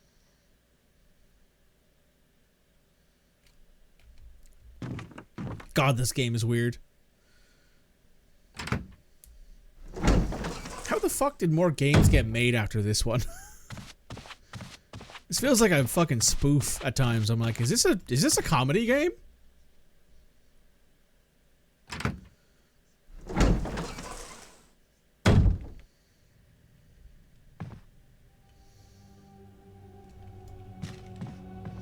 I think it's time for us to save anyway, so let's go over this way. It really does feel like that. There are moments where I'm like, man, the writing team... Like, obviously, I think this game has a little bit more seriousness than the original game from 1996. Because the 1996 game has the what's it called? Have the live action intro sequences and the introduction sequences for all of the characters that are like, oh my god, this is so camp. But that's also 1996 game development, where like you probably had to like beg a studio to let you make a game back then.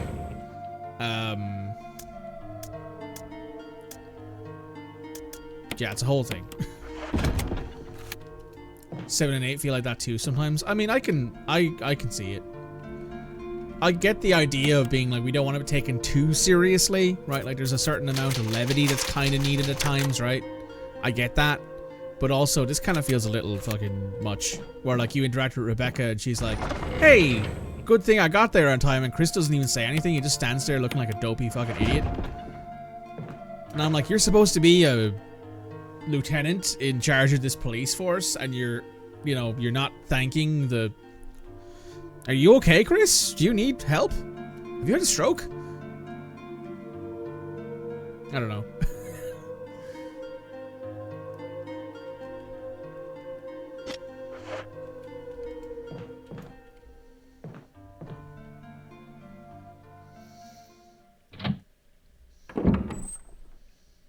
Do you know much about any of the other ones? I know that 6 is widely considered the worst of the games.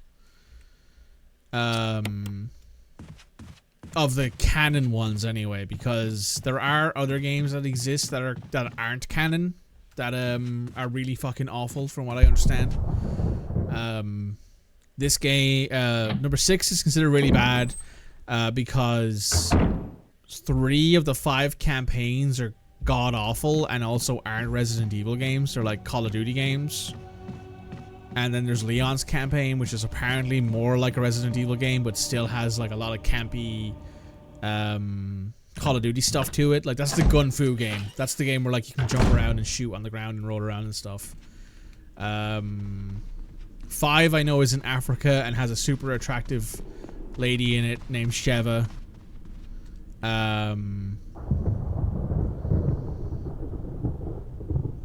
And like it's apparently 5 is good, but it's also good in a campy way.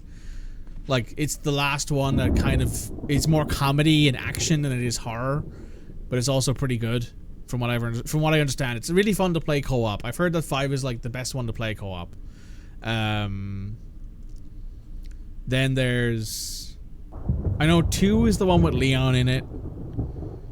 3 is the one where Nemesis chases you around. 4 is the one with Leon and in Spain, I think, and Ashley's ballistics. That's the thing I remember in that one from the memes.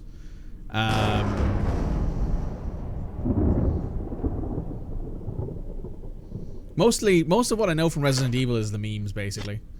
Like Jill Sandwich, Master of Unlocking, that sort of stuff.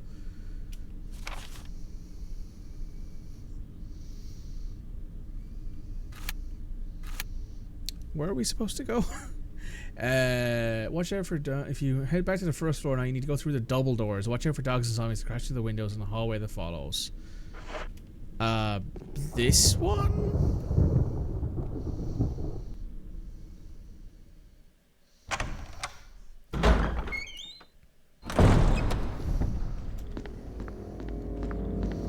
I'm going to guess it's here?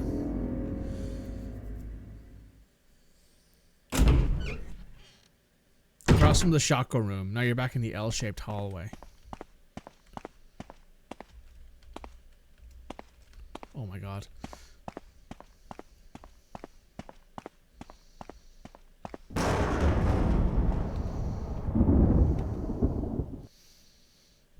Seven A is a new player character and he irks me to no end. Ugh. I knew that they did that in 7 and 8, that they had a new character in it. But I also know that other characters from Resident Evil apparently appear in those games. Don't know how many of them do, though. Oh, I think we're supposed to be going to there. Oh. Nope. Goodbye.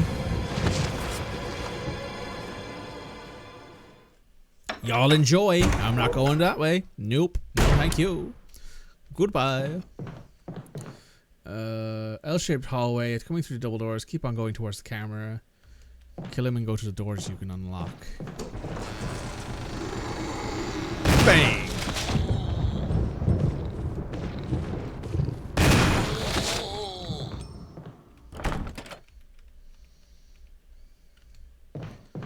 Let me go ahead in here and grab the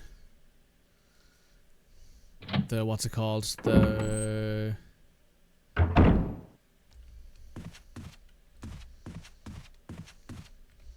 You think you've watched someone play 6 and they didn't have fun? 6 has 2 campaigns that are interesting in that there's a campaign where you play as Ada.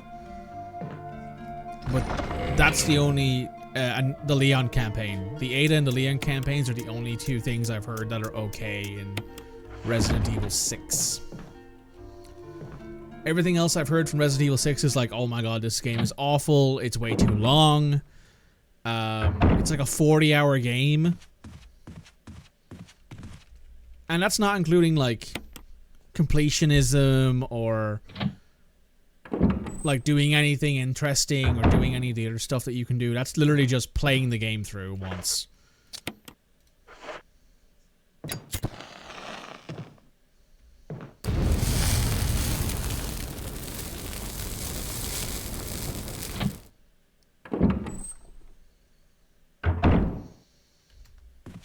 I've heard 7 and 8. Well, I've heard 7 specifically is really good.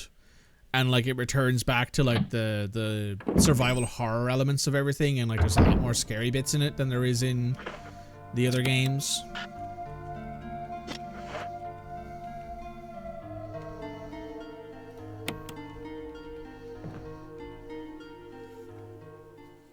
But like nothing really happens in 6 that affects any of the other games so far, from what I understand.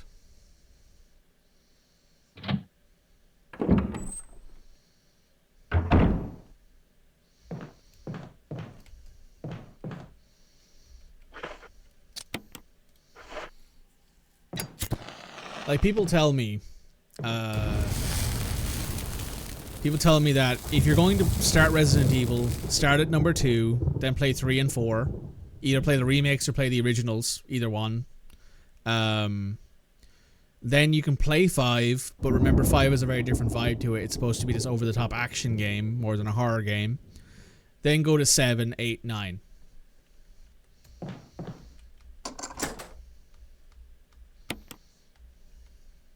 That's what I've been told. I don't know if that's true, but...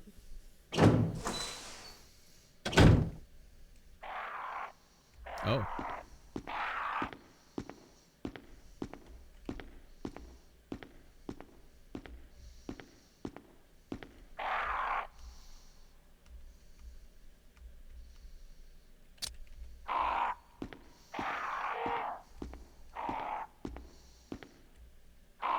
Hello.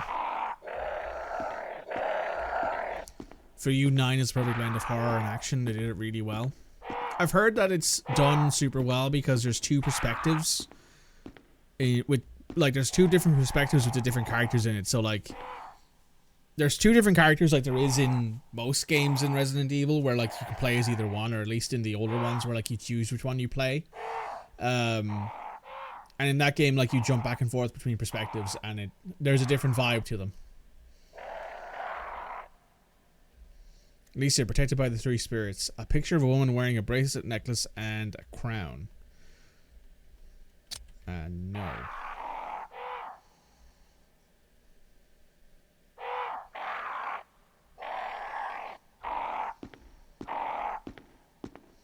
The playstyle works perfectly for both. Good.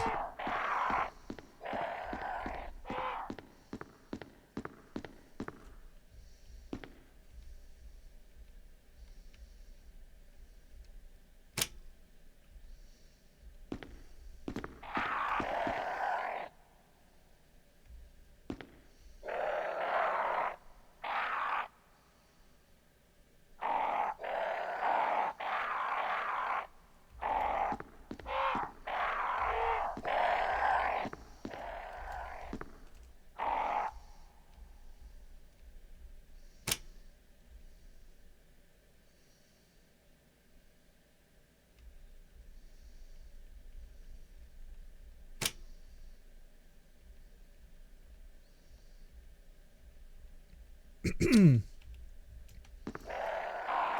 on, let me read this again. Change the light on the first painting so it turns orange. Now run to the other side of the U. Flake the lights in the first two paintings. The one with the necklace should turn purple and the other green. Oh, so this one should turn purple? Turn purple. And this one should turn green. Yes.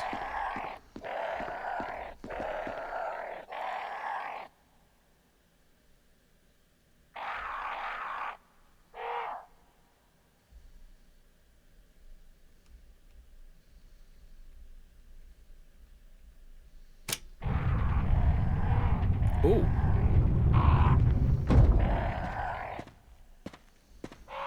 Oh.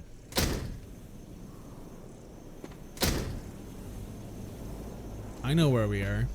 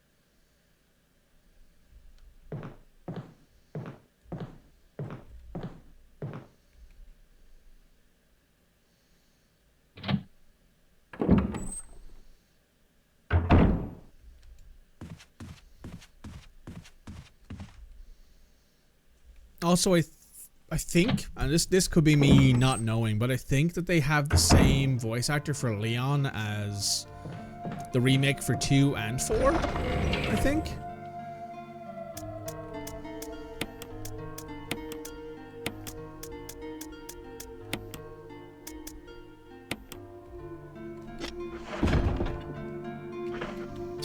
Nick something, is that right? They brought him back to be like, oh yeah, we're gonna have like an actual character have some kind of contingency.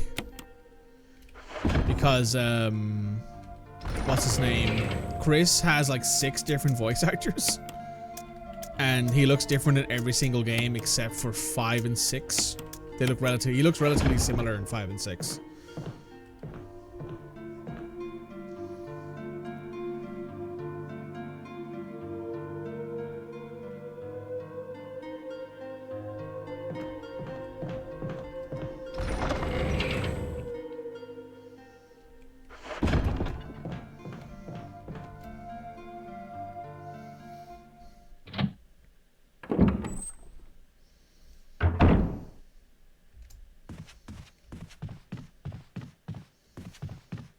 That's something that I've talked about before, about how like Chris has like 4 different voice actors and he has 7 different designs and they all look like a completely different human being.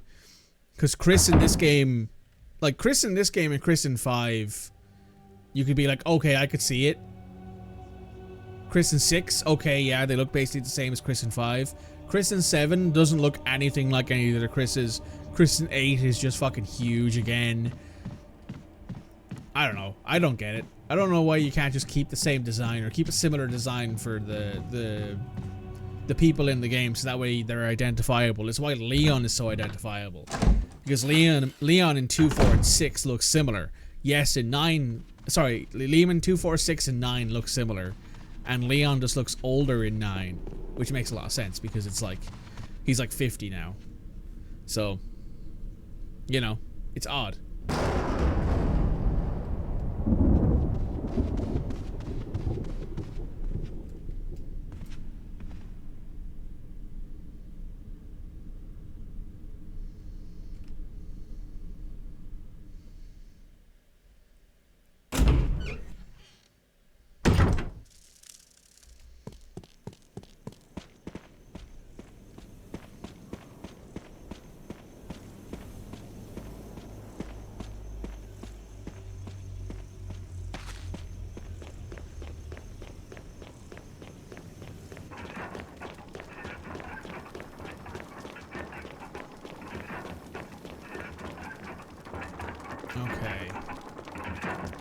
this mask has holes where its eyes should be.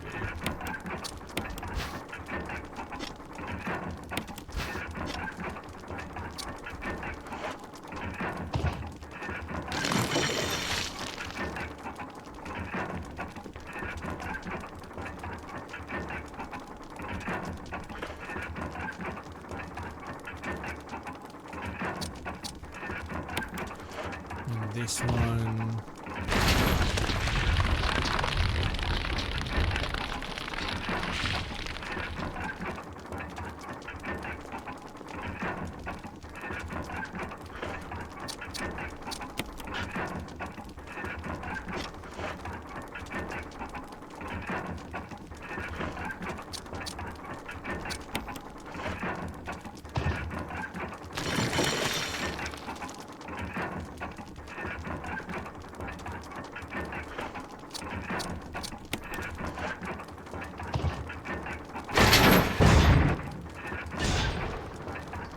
Oh boy.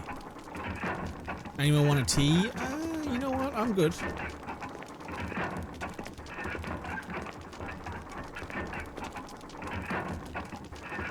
Toes. Free toes in 2026.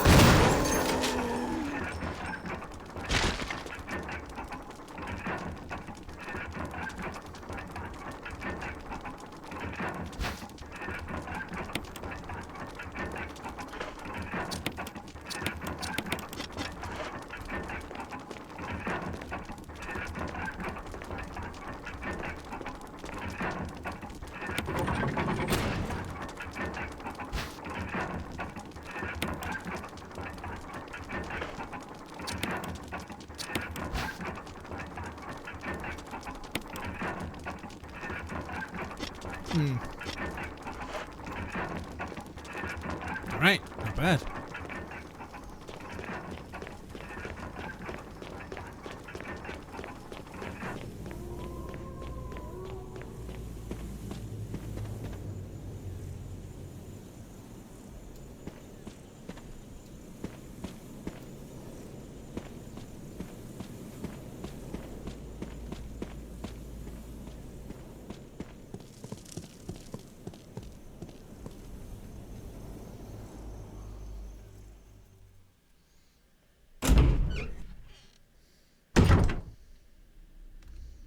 Right. Let's go this way. Not that way. This way. There we go. And we will get set up for next week, because I think that's about it for the day, honestly. Going for about 5 hours. We've made some good progress.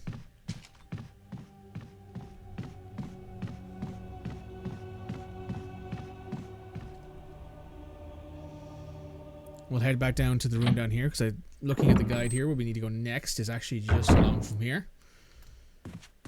So we can save ourselves the hassle of having to walk back. Just head down here.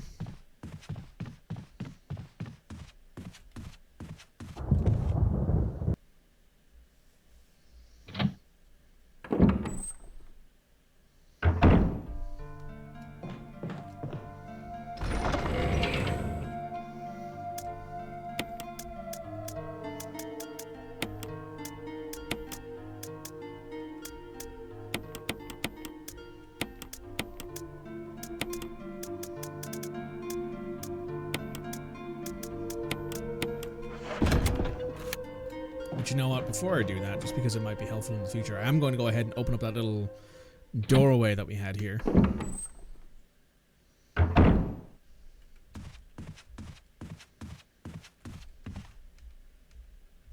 The doorknob is broken. Oh. I guess that you can only go through that door so many times before it breaks. That's fine.